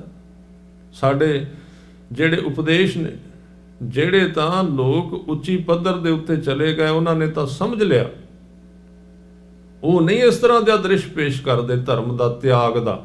ਕਿਉਂਕਿ ਸਾਧ ਸੰਗਤ ਜੀ, ਦੋ ਹਿੱਸੇ ਹੁੰਦੇ ਨੇ ਧਾਰਮਿਕ ਬੰਦਿਆਂ ਦੇ, ਦੋ ਹਿੱਸੇ ਹਰ ਇੱਕ ਧਰਮ ਦੇ। ਇੱਕ ਉਹਨੂੰ ਕਹਿੰਦੇ ਵੀ ਆਮ ਸ਼ਖਸੀਅਤ, ਇੱਕ ਖਾਸ ਸ਼ਖਸੀਅਤ। ਦੋ ਹਿੱਸੇ ਨੇ। ਜਿਹੜੇ ਖਾਸ ਲੋਕ ਨੇ, ਜਿਨ੍ਹਾਂ ਨੂੰ ਕਿਹਾ ਕੋਟਨ ਮੈਂ ਨਾਨਕ ਕਉ ਨਾਰਾਇਣ ਜੇ ਚੀਤ, ਉਹਨਾਂ ਦੀ ਵਿਆਖਿਆ ਸਾਡੇ ਆਮ ਬੰਦਿਆਂ ਤੇ ਲਾਗੂ ਨਹੀਂ ਹੋ ਸਕਦੀ। ਅਸੀਂ ਉੱਥੇ ਗਲਤੀ ਕਰ ਜਾਂਦੇ। ਉਹ ਥੋੜ੍ਹੇ ਜਿਹੇ ਲੋਕ ਨੇ ਜਿਹੜੇ ਦਿਨ ਰਾਤ ਜਪਣ ਵਾਲੇ ਨੇ, ਜਿਹੜੇ ਲੀਨ ਹੋ ਗਏ, ਜਿਨ੍ਹਾਂ ਦੇ ਵਿੱਚ ਕੋਈ ਸੰਸਾਰ ਦੀ ਖਿੱਚ ਹੀ ਨਹੀਂ ਰਹੀ। ਉਹ ਬੜੇ ਘੱਟ ਹੁੰਦੇ ਨੇ। ਸਾਰੇ ਉਸ ਡਿਗਰੀ ਨੂੰ ਪਾਰ ਨਹੀਂ ਕਰਦੇ, ਪਰ ਅਸੀਂ ਸਾਰਿਆਂ ਨੂੰ ਡਰਾ ਦਿੰਦੇ ਹਾਂ ਉਹ ਕਹਿ ਕੇ ਵੀ ਇੰਨਾ ਕਰਨਾ ਪਏਗਾ, ਤੁਹਾਨੂੰ ਇੰਨਾ ਕਰਨਾ ਪਏਗਾ। ਉਹ ਵਿਚਾਰੇ ਡੋਲ ਜਾਂਦੇ ਨੇ। ਨੌਜਵਾਨ ਤਬਕਾ ਜਿਹੜਾ, ਸਤਿਗੁਰੂ ਕਹਿੰਦੇ ਤੂੰ ਆਮ ਸਿੱਖ ਤੇ ਬਣ ਪਹਿਲਾਂ। ਉਹਨਾਂ ਦੇ ਵਿੱਚੋਂ ਗੁਰੂ ਫਿਰ ਚੁਣਦਾ ਜਿਨ੍ਹਾਂ ਨੂੰ ਖਾਸ ਬਣਾਉਣਾ। ਪੰਚ ਪ੍ਰਵਾਨ ਪੰਚ ਪ੍ਰਧਾਨ ਪੰਚੇ ਪਾਵਹਿ ਦਰਗਹਿ ਮਾਨ। ਉਹਨਾਂ ਦੇ ਵਿੱਚੋਂ ਕੁਝ ਲੋਕ ਨੇ ਜਿਹੜੇ ਬਾਬਾ ਬੁੱਢਾ ਬਣੇ। ਬਾਬਾ ਬੁੱਢਾ ਜੀ ਸਾਰੇ ਨਹੀਂ ਬਣੇ। ਉਹਨਾਂ ਦੇ ਵਿੱਚੋਂ ਥੋੜ੍ਹੇ ਜਿਹੇ ਲੋਕ ਨੇ ਜਿਹੜੇ ਭਾਈ ਗੁਰਦਾਸ ਬਣੇ, ਸਾਰੇ ਨਹੀਂ ਬਣਦੇ। ਉਹਨਾਂ ਦੇ ਵਿੱਚੋਂ ਕੁਝ ਲੋਕ ਨੇ ਜਿਹੜੇ ਉਸ ਖਾਸ ਸ਼ਖਸੀਅਤ ਦਾ ਰੂਪ ਧਾਰਨ ਕਰ ਜਾਂਦੇ ਨੇ। ਬਾਕੀ ਸਤਿਗੁਰੂ ਨੇ ਆਮ ਧਰਮ ਦਿੱਤਾ ਹੈ ਵੀ ਬੰਦੇ ਦਾ ਬੈਲੈਂਸ ਜਿਹਾ ਬਣਿਆ ਰਹੇ, ਇੱਕ ਪਾਸੇ ਸੰਸਾਰ ਵਿੱਚ ਵਿਚਰਦਾ ਰਹੇ, ਨਿਤ ਨਵੀਂ ਰਵੇ ਪੰਜ ਬਾਣੀਆਂ ਦਾ, ਇੱਧਰ ਧਰਮ ਦੇ ਨਾਲ ਉਹਦਾ ਸੰਬੰਧ ਬਣਿਆ ਰਹੇ। ਉਹਦੀ ਜ਼ਿੰਦਗੀ ਦੇ ਵਿੱਚ ਪਦਾਰਥ ਇੰਨਾ ਨਾ ਵੱਧ ਜਾਏ ਵੀ ਉਹਦੀ ਮੱਤ ਹੀ ਡੁੱਬ ਜਾਏ ਸੰਸਾਰ ਦੇ ਵਿੱਚ। ਬਹੁ ਗਿਣਤੀ ਵਿੱਚ ਉਹ ਧਰਮੀ ਲੋਕ ਨੇ। ਇਸ ਕਰਕੇ ਸਾਨੂੰ ਇਹ ਕਲੀਅਰ ਹੋਣਾ ਚਾਹੀਦਾ ਵੀ ਸਿੱਖ ਧਰਮ ਅਸੀਂ ਕਿੱਥੋਂ ਤੱਕ ਕਮਾ ਸਕਦੇ ਹਾਂ। ਗੁਰੂ ਸਾਹਿਬ ਨੇ ਸਾਰੇ ਦਰਵਾਜ਼ੇ ਰੱਖੇ। ਜੇ ਤੂੰ ਬਹੁਤੀ ਵੱਡੀ ਪੱਧਰ ਤੇ ਨਹੀਂ ਕਮਾ ਸਕਦਾ, ਨਾਲੇ ਇਹ ਤਰੀਕਾ ਹੈ। ਮੈਨੂੰ ਬਹੁਤ ਸਾਰੇ ਨੌਜਵਾਨ ਮਿਲੇ ਇੱਧਰ ਵਿਦੇਸ਼ ਵਿੱਚ ਵਿਚਰਦਿਆਂ, ਜਿਨ੍ਹਾਂ ਨੂੰ ਕਈ ਇਸ ਤਰ੍ਹਾਂ ਦੇ ਪ੍ਰਚਾਰਕ ਮਿਲੇ। ਉਹਨਾਂ ਨੇ ਵੱਡੇ ਵੱਡੇ ਮਹਾਂਪੁਰਸ਼ਾਂ ਦੀਆਂ ਗੱਲਾਂ ਸੁਣਾ ਕੇ, ਉਹਨਾਂ ਦੀਆਂ ਕਰਾਮਾਤਾਂ ਦੀਆਂ ਗੱਲਾਂ ਸੁਣਾ ਕੇ ਉਹਨਾਂ ਨੂੰ ਕਿਹਾ ਵੀ ਤੁਸੀਂ 8 ਘੰਟੇ ਨਾਮ ਜਪਿਆ ਕਰੋ। 8 ਘੰਟੇ। ਹੁਣ ਇਹ ਨਹੀਂ ਸੋਚਿਆ ਵੀ ਜਿਹੜੇ 8 ਘੰਟੇ ਜਪਣ ਵਾਲੇ ਸਨ, ਉਹਨਾਂ ਦਾ ਰਹਿਣ ਸਹਿਣ ਕਿਵੇਂ ਦਾ ਸੀ। ਉਹ ਤਾਂ ਬੜੇ ਸਮੇਂ ਬਾਅਦ ਚੀਜ਼ ਪੈਦਾ ਹੁੰਦੀ। ਉਹਨਾਂ ਨੇ ਉਹਨਾਂ ਲੋਕਾਂ ਨੂੰ ਲਾ ਦਿੱਤਾ ਜਿਹੜੇ ਜੀ ਜਵਾਨੀ ਵਿੱਚ ਪੈਰ ਰੱਖਦੇ ਸੀ ਤੇ 12 ਘੰਟੇ ਕੰਮ ਕਰਦੇ ਸੀ। ਜਿਹੜੇ ਬੰਦੇ ਨੇ 12 ਘੰਟੇ ਕੰਮ ਕਰਨਾ, ਉਹਨੂੰ ਪਰਤ ਕੇ ਕਿਹਾ 8 ਘੰਟੇ ਨਾਮ ਜਪ, ਆਰਾਮ ਕਰਨ ਲਈ 4 ਘੰਟੇ ਬਚੇ। ਤਾਂ ਉਹ ਸਰੀਰ ਜਿਹੜੇ ਡਿਸਟਰਬ ਹੋ ਗਏ ਬਹੁਤ ਜ਼ਿਆਦਾ। ਉਹ ਨਾ ਧਰਮ ਜੋਗੇ ਰਹੇ, ਨਾ ਸੰਸਾਰ ਜੋਗੇ। ਉਹ ਅਣਜਾਣ ਲੋਕਾਂ ਨੇ ਉਹਨਾਂ ਨੂੰ ਆਪਣਾ ਆਪ ਪੂਜਕ ਬਣਾਉਣ ਵਾਸਤੇ ਇਸ ਤਰ੍ਹਾਂ ਦੀਆਂ ਗੱਲਾਂ ਸੁਣਾ ਕੇ ਲਾ ਦਿੱਤਾ। ਇਹ ਨਹੀਂ ਵੇਖਿਆ ਵੀ ਇਹਨਾਂ ਵਿੱਚ ਕਿੰਨੀ ਕੋਈ ਯੋਗਤਾ ਕੰਮ ਕਰਨ ਦੀ, ਇਹ ਕਿੱਥੋਂ ਤੱਕ। ਇਸ ਕਰਕੇ ਗੁਰੂ ਸਾਹਿਬ ਨੇ ਸਿੱਖ ਨੂੰ ਜਿਹੜਾ ਅਭਿਆਸ ਦਿੱਤਾ ਹੈ, ਉਹ 24 ਘੰਟਿਆਂ ਦਾ ਦਸਵੰਧ ਹੈ। ਆਮ ਸਿੱਖ 24 ਘੰਟਿਆਂ ਦਾ ਦਸਵੰਧ, 24 ਘੰਟਿਆਂ ਦਾ 10ਵਾਂ ਹਿੱਸਾ, ਯਾਨੀ ਕਿ 2.5 ਘੰਟੇ ਇਹ ਆਮ ਸਿੱਖ ਕਰ ਸਕਦਾ। ਕੋਈ ਔਖਾ ਨਹੀਂ। 2.5 ਘੰਟੇ ਬੋਲਣ ਦੀ ਕਪੈਸਿਟੀ ਹਰ ਇੱਕ ਸਰੀਰ ਦੇ ਵਿੱਚ। ਭਾਵੇਂ ਅਸੀਂ ਪਾਠ ਨਹੀਂ ਕਰਦੇ, 2.5 ਘੰਟੇ ਗੁਰੂ ਸਾਹਿਬ ਨੇ ਚੁਣ ਕੇ ਬਣਾਇਆ ਵਿਗਿਆਨ। ਕਿਸੇ ਬੰਦੇ ਨੂੰ ਕੋਈ ਕੰਮ ਨਾ ਹੋਵੇ, ਉਹ ਕਿਸੇ ਆਦਮੀ ਨੂੰ ਲੱਭੇਗਾ, ਕਿਉਂਕਿ 2-2.5 ਘੰਟੇ ਉਹਨੇ ਜ਼ਰੂਰ ਬੋਲਣਾ ਹੈ। ਉਹਦੇ ਸਰੀਰ ਦੀ એનર્ਜੀ ਤਾਂ ਲੈਸ ਹੋਵੇਗੀ ਸਰੀਰ ਵਿੱਚੋਂ, ਨਹੀਂ ਤੇ ਰਾਤ ਨੂੰ ਉਹਨੂੰ ਨੀਂਦ ਨਹੀਂ ਆਵੇਗੀ। ਇਹ 2.5 ਘੰਟੇ ਦਾ ਨਿਤਨੇਮ ਸਿੱਖ ਨੂੰ ਦਿੱਤਾ ਹੈ ਗੁਰੂ ਸਾਹਿਬ ਨੇ। ਇਸ ਤੋਂ ਵੱਧ ਜਦੋਂ ਉਹ ਕੁਝ ਸਾਲ ਕਰਦਾ ਹੈ, ਫਿਰ ਉਹ ਆਪਣੇ ਜੀਵਨ ਦੀ ਯੋਗਤਾ ਨੂੰ ਵੇਖ ਲੈਂਦਾ ਹੈ ਕਿ ਮੈਂ ਇਸ ਤੋਂ ਅੱਗੇ ਜਾ ਸਕਦਾ ਕਿ ਨਹੀਂ। ਫਿਰ ਉਹਨੂੰ ਵਧਾ ਸਕਦਾ ਹੈ। ਫਿਰ ਭਾਵੇਂ ਉਹਨੂੰ 8 ਘੰਟੇ ਕਰ ਲੈ, ਭਾਵੇਂ 10 ਕਰ ਲੈ, ਇਹ ਉਹਦੀ ਮਰਜ਼ੀ ਹੈ। ਜਿਹੜੇ ਲੋਕ ਅੱਗੇ ਗਏ ਉਹ ਉਹਨਾਂ ਦੀ ਆਪਣੀ ਮਰਜ਼ੀ ਹੈ। वो कर सकते ने कि नहीं, पर शुरुआत इथों की गुरु साहब ने। इस करके जिहड़े विषय ते बेनती कर रहा सां, गुरु सिख नूं की दिंदा नाम दी दात, ते ओहदा जिक्र किया गुरु अमरदास पातशाह जी ने, हर रास मेरी मन वणजारा। इस दात नूं किवें कमाउणा सिख ने बहुत सोहनी इहदे विच उदाहरण दित्ती है। हर रास मेरी, रास शब्द के अर्थ ने राशि, राशि तो रास बनया है, राशि के अर्थ ने पूंजी। गुरु अमरदास कहते हर रास मेरी, मैं अपने गुरु अंगद देव जी तो राशि लई, नाम दी रास लई है। गुरु ने नाम की दात दिती। पहला तरीका यह सी, जदों सिख सतगुरु कोल आउंदे सन ते चरण पौल पैर धो के सिख नूं पियाए जांदे सन। इत्थों गल शुरू हुंदी सी सिੱਖੀ। चरण धोए रह रास कर, चरना अमृत गुर सिखां पिलाया। भाई गुरदास जी अजकल कई लोगों नूं तां ही ते माफक नहीं आउंदे क्योंकि भाई गुरदास ही एक ऐसी शख्सियत है जिहड़ी पुरानी मर्यादा की व्याख्या करदे ने। होर किहड़ा दसेगा भी सिख गुरु किवें धारण करदा सी। आ दो चीज़ां उन्हां नूं तां माफक नहीं आउंदियां बई जे चरना अमृत की गल करनी है तो भाई गुरदास दसणगे भी चरण धोए रह रास कर, चरना अमृत सिखां पिलाया। तो जे भाई गुरदास जी पासे ना होए तो किवें कहांगे भी कोई नहीं सी चरना अमृत पियाया, किवें तोड़ांगे सिस्टम नूं। ते जे आपां विच कलगीधर पातशाह की बाणी नहीं लियाउंदे तो फिर अमृत की गल किवें होवेगी। दोवां नूं तोड़न की जरूरत है भी इन्हां दोवां नूं तुसीं पासे कर दिओ। इस करके चरना अमृत की मर्यादा सी। गुरु साहब अपने चरण धो के गुरसिखां नूं पिआंदे सन ते वो सिੱਖੀ विच दाखल हो जाते सन, झुक जाते सन गुरु दे अगे। तां इस तरह कुछ साल कलगीधर पातशाह भी चरण पौल देंदे रहे, ध्यान देना, क्योंकि भावें इहदे लिखती किते इशारे मिलन भावें ना मिलन, एक गल पक्की है कि गुरु गोबिंद सिंह पातशाह जी 1675 विच गुरता गद्दी ते बैठे ने। 1675 विच ते अमृत तैयार किया गया है 1699 विच।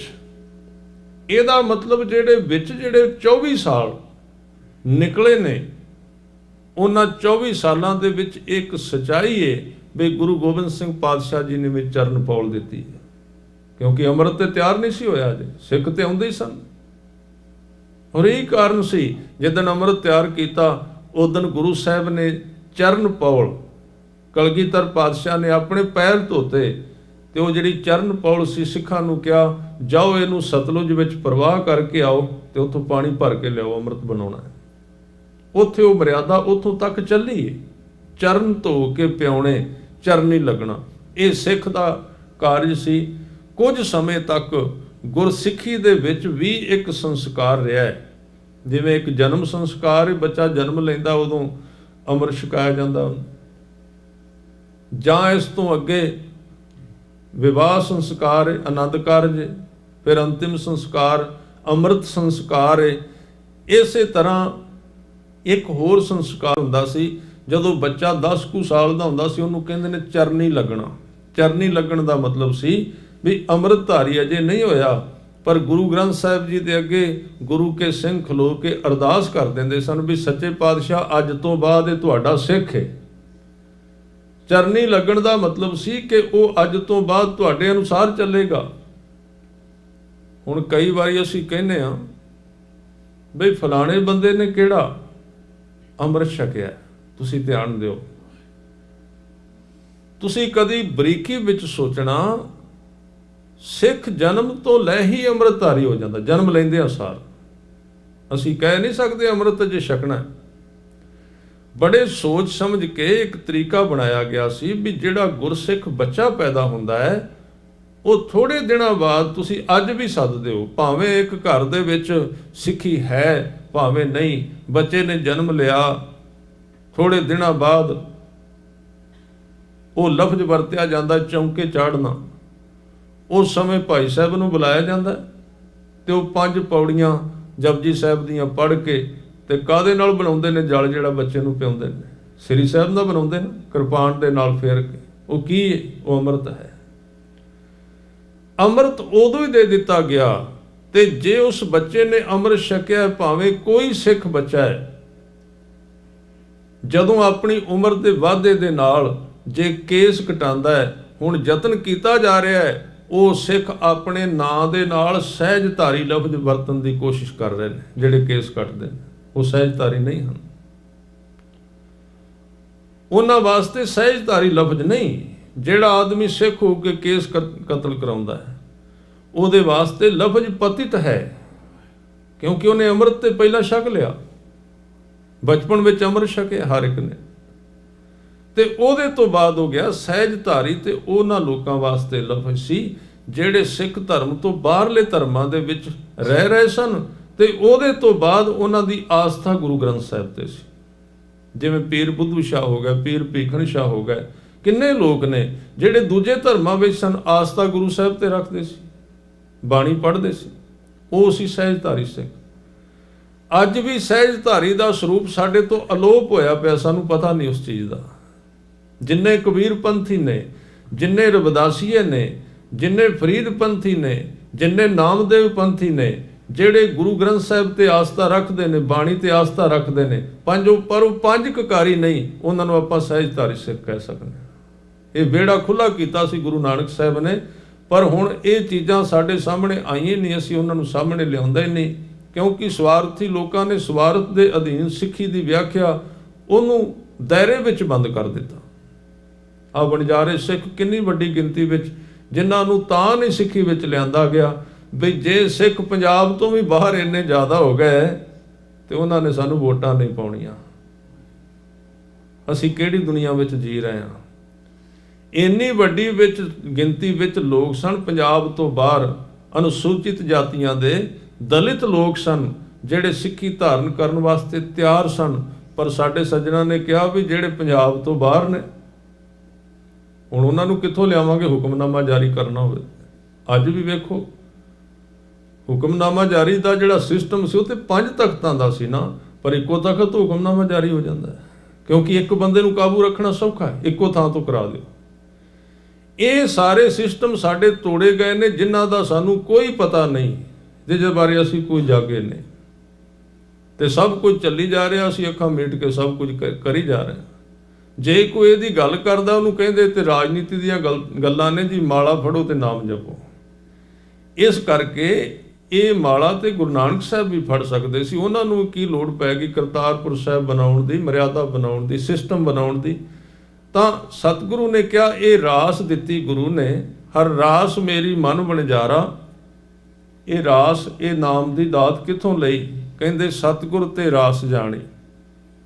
ਹੁਣ ਉਸ ਨਾਮ ਨੂੰ ਕਿਵੇਂ ਜਪਣਾ ਹੈ, ਉਹਦੀ ਜਾਂਚ ਦੱਸੀਏ। ਕਹਿੰਦੇ ਹਰ ਹਰ ਨਿਤ ਜਪਿਓ ਹੋ ਜੀਓ ਹੋ, ਲਾਹਾ ਖੱਟਿਓ ਦਿਹਾੜੀ। ਇਹ ਆਨੰਦ ਸਾਹਿਬ ਵਿੱਚ ਜਾਪ ਨਿਤਨੇਮ ਵਿੱਚ ਪੌੜੀ ਆਵੇਗੀ, ਧਿਆਨ ਨਾਲ ਪੜ੍ਹਨਾ। ਦਿਹਾੜੀ ਕਹਿੰਦੇ ਦਿਹਾੜੀਦਾਰ ਵਾਂਗੂ ਨਾਮ ਜਪ। ਦਿਹਾੜੀ ਦਾ ਕਿਉਂ ਇੱਥੇ ਨਾਂ ਲਿਆ ਹੈ? ਕਿਉਂਕਿ ਜਦੋਂ ਅਸੀਂ ਦਿਹਾੜੀ ਤੇ ਜਾਂਦੇ ਹਾਂ, ਜਦੋਂ ਅਸੀਂ ਜੌਬ ਤੇ ਜਾਂਦੇ ਹਾਂ, ਜਦੋਂ ਕੰਮ ਤੇ ਜਾਂਦੇ ਹਾਂ, ਸਰੀਰ ਭਾਵੇਂ ਥੱਕਿਆ, ਭਾਵੇਂ ਉਨੀਂਦਾ ਹੈ, ਭਾਵੇਂ ਸਰੀਰ ਦੇ ਵਿੱਚ ਕੋਈ ਨੁਕਸ ਹੈ, ਅਗਲਾ ਕਹਿੰਦਾ ਜੀ ਦਿਹਾੜੀ ਹੈ, ਕਰਨੀ ਕਰਨੀ, ਕੱਲ ਨੂੰ ਰੋਟੀ ਤਾਂ ਮਿਲਣੀ ਜੇ ਕਰਾਂਗੇ। ਲਾਹਾ ਖੱਟਿਓ ਦਿਹਾੜੀ। ਕਹਿਣ ਲੱਗੇ ਗੁਰਸਿੱਖਾ, ਜੇ ਤੂੰ ਨਿਤਨੇਮ ਕਰਨਾ ਹੈ, ਜੇ ਤੂੰ ਸਿਮਰਨ ਕਰਨਾ ਹੈ, ਤੇ ਦਿਹਾੜੀਦਾਰ ਵਾਂਗੂ ਇਹ ਨਾ ਵੇਖੀ ਵੀ ਅੱਜ ਉਨੀਂਦਾ ਹੈ, ਅੱਜ ਸਰੀਰ ਦਰਦ ਹੁੰਦਾ ਹੈ, ਅੱਜ ਇਹ ਹੈ, ਬਹਾਨਾ ਨਾ ਕਰੀ। ਜਿਵੇਂ ਇੱਕ ਦਿਹਾੜੀਦਾਰ ਕੋਈ ਬਹਾਨਾ ਭਾਵੇਂ ਹੋਵੇ ਉਹਦੇ ਜੀਵਨ ਦਾ, ਪਰ ਉਹ ਦਿਹਾੜੀ ਕਰਦਾ ਹੀ ਕਰਦਾ ਹੈ। ਇਸ ਤਰ੍ਹਾਂ ਕਰ, ਲਾਹਾ ਖੱਟਿਓ ਦਿਹਾੜੀ। ਹਜ਼ੂਰ ਕਹਿੰਦੇ ਇਹ ਧਨ ਤਿੰਨਾ ਮਿਲਿਆ, ਜਿਨ ਹਰ ਆਪੇ ਭਾਣਾ। ਕਹਿ ਨਾਨਕ ਹਰ ਰਾਸ ਮੇਰੀ ਮਨ ਹੋਵਾ ਵਣਜਾਰਾ।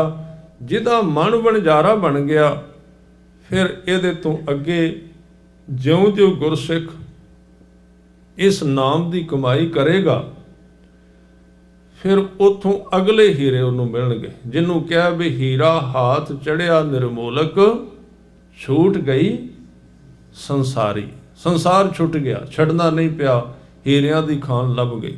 ਉੱਥੇ ਲੋਕ ਫਿਰ ਜਾਣਗੇ ਜਿੱਥੋਂ ਕੁਝ ਹੀਰਾ ਲੱਭਦਾ ਹੈ, ਪਤਾ ਲੱਗੇਗਾ। ਅਬ ਮੈਂ ਸੁਣਿਆ ਵੀ ਇਸ ਧਰਤੀ ਤੇ ਇੰਨੀ ਵੱਡੀ ਗਿਣਤੀ ਵਿੱਚ ਲੋਕ ਤਾਂ ਆਏ ਸਨ ਜਿੱਥੇ ਤੁਸੀਂ ਰਹਿੰਦੇ ਹੋ, ਵੀ ਇੱਥੇ ਇਹ ਗੱਲ ਫੈਲ ਗਈ ਵੀ ਉੱਥੇ ਸੋਨਾ ਲੱਭਦਾ ਹੈ। ਆ ਤੁਹਾਡੀ ਜ਼ਮੀਨ ਤੇ ਕੈਲੀਫੋਰਨੀਆ 'ਚ ਸੋਨਾ ਲੱਭਦਾ ਹੈ। ਪਹਿਲਾਂ ਇੱਥੇ ਕੋਈ ਨਹੀਂ ਸੀ ਰਹਿੰਦਾ, ਉਹ ਸੋਨਾ ਲੱਭਣ ਆਏ ਸਾਰੇ। ਸਤਿਗੁਰੂ ਕਹਿੰਦੇ ਵੀ ਸੋਨਾ ਤੇਰੇ ਅੰਦਰ ਵੀ ਹੈ, ਹੀਰੇ ਤੇਰੇ ਅੰਦਰ ਵੀ ਨੇ, ਪਰ ਤੂੰ ਉਧਰ ਜਾਂਦਾ ਨਹੀਂ। ਬਾਹਰੋਂ ਕਿੰਨੇ ਲੋਕ ਲੱਭ ਰਹੇ ਨੇ, ਉੱਥੋਂ ਲੱਭ ਕੇ ਵੀ ਸਾਰਾ ਕੁਝ ਉਹ ਫਿਰ ਸੰਤੁਸ਼ਟ ਨਹੀਂ ਕਰਦਾ। ਤੂੰ ਆਪਣੇ ਆਪ ਦੇ ਵਿੱਚੋਂ ਨਾਮ ਦੀ ਦਾਤ ਦੁਆਰਾ ਖੋਜ ਕਰ। ਤੇਰੇ ਜੀਵਨ ਦੇ ਵਿੱਚ ਬਹੁਤ ਸਾਰੇ ਹੀਰੇ ਨੇ, ਉਹ ਕਿੱਥੇ ਨੇ, ਉਹਦੇ ਵਿੱਚੋਂ ਤੂੰ ਖੋਜ ਕਰਨੀ ਹੈ। ਮਤ ਵਿੱਚ ਰਤਨ ਜਵਾਹਰ ਮਾਨਕ, ਮਤ ਵਿੱਚ ਰਤਨ ਜਵਾਹਰ ਮਾਨਕ, ਮਤ ਵਿੱਚ ਰਤਨ ਜਵਾਹਰ,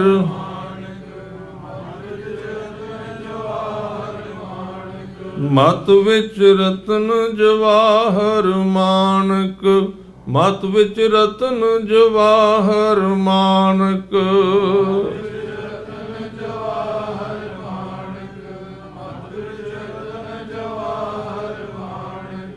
ਜੇ ਇੱਕ ਗੁਰ ਕੀ ਸਿੱਖ ਸੁਣੀ, ਜੇ ਇੱਕ ਗੁਰ ਕੀ ਸਿੱਖ ਸੁਣੀ, ਜੇ ਇੱਕ ਗੁਰ ਕੀ ਸਿੱਖ ਸੁਣੀ, ਜੇ ਇੱਕ ਗੁਰ ਕੀ ਸਿੱਖ ਸੁਣੀ, ਜੇ ਇੱਕ ਗੁਰ ਕੀ ਸਿੱਖ ਸੁਣੀ, ਜੇ ਇੱਕ ਗੁਰ ਕੀ ਸਿੱਖ ਸੁਣੀ,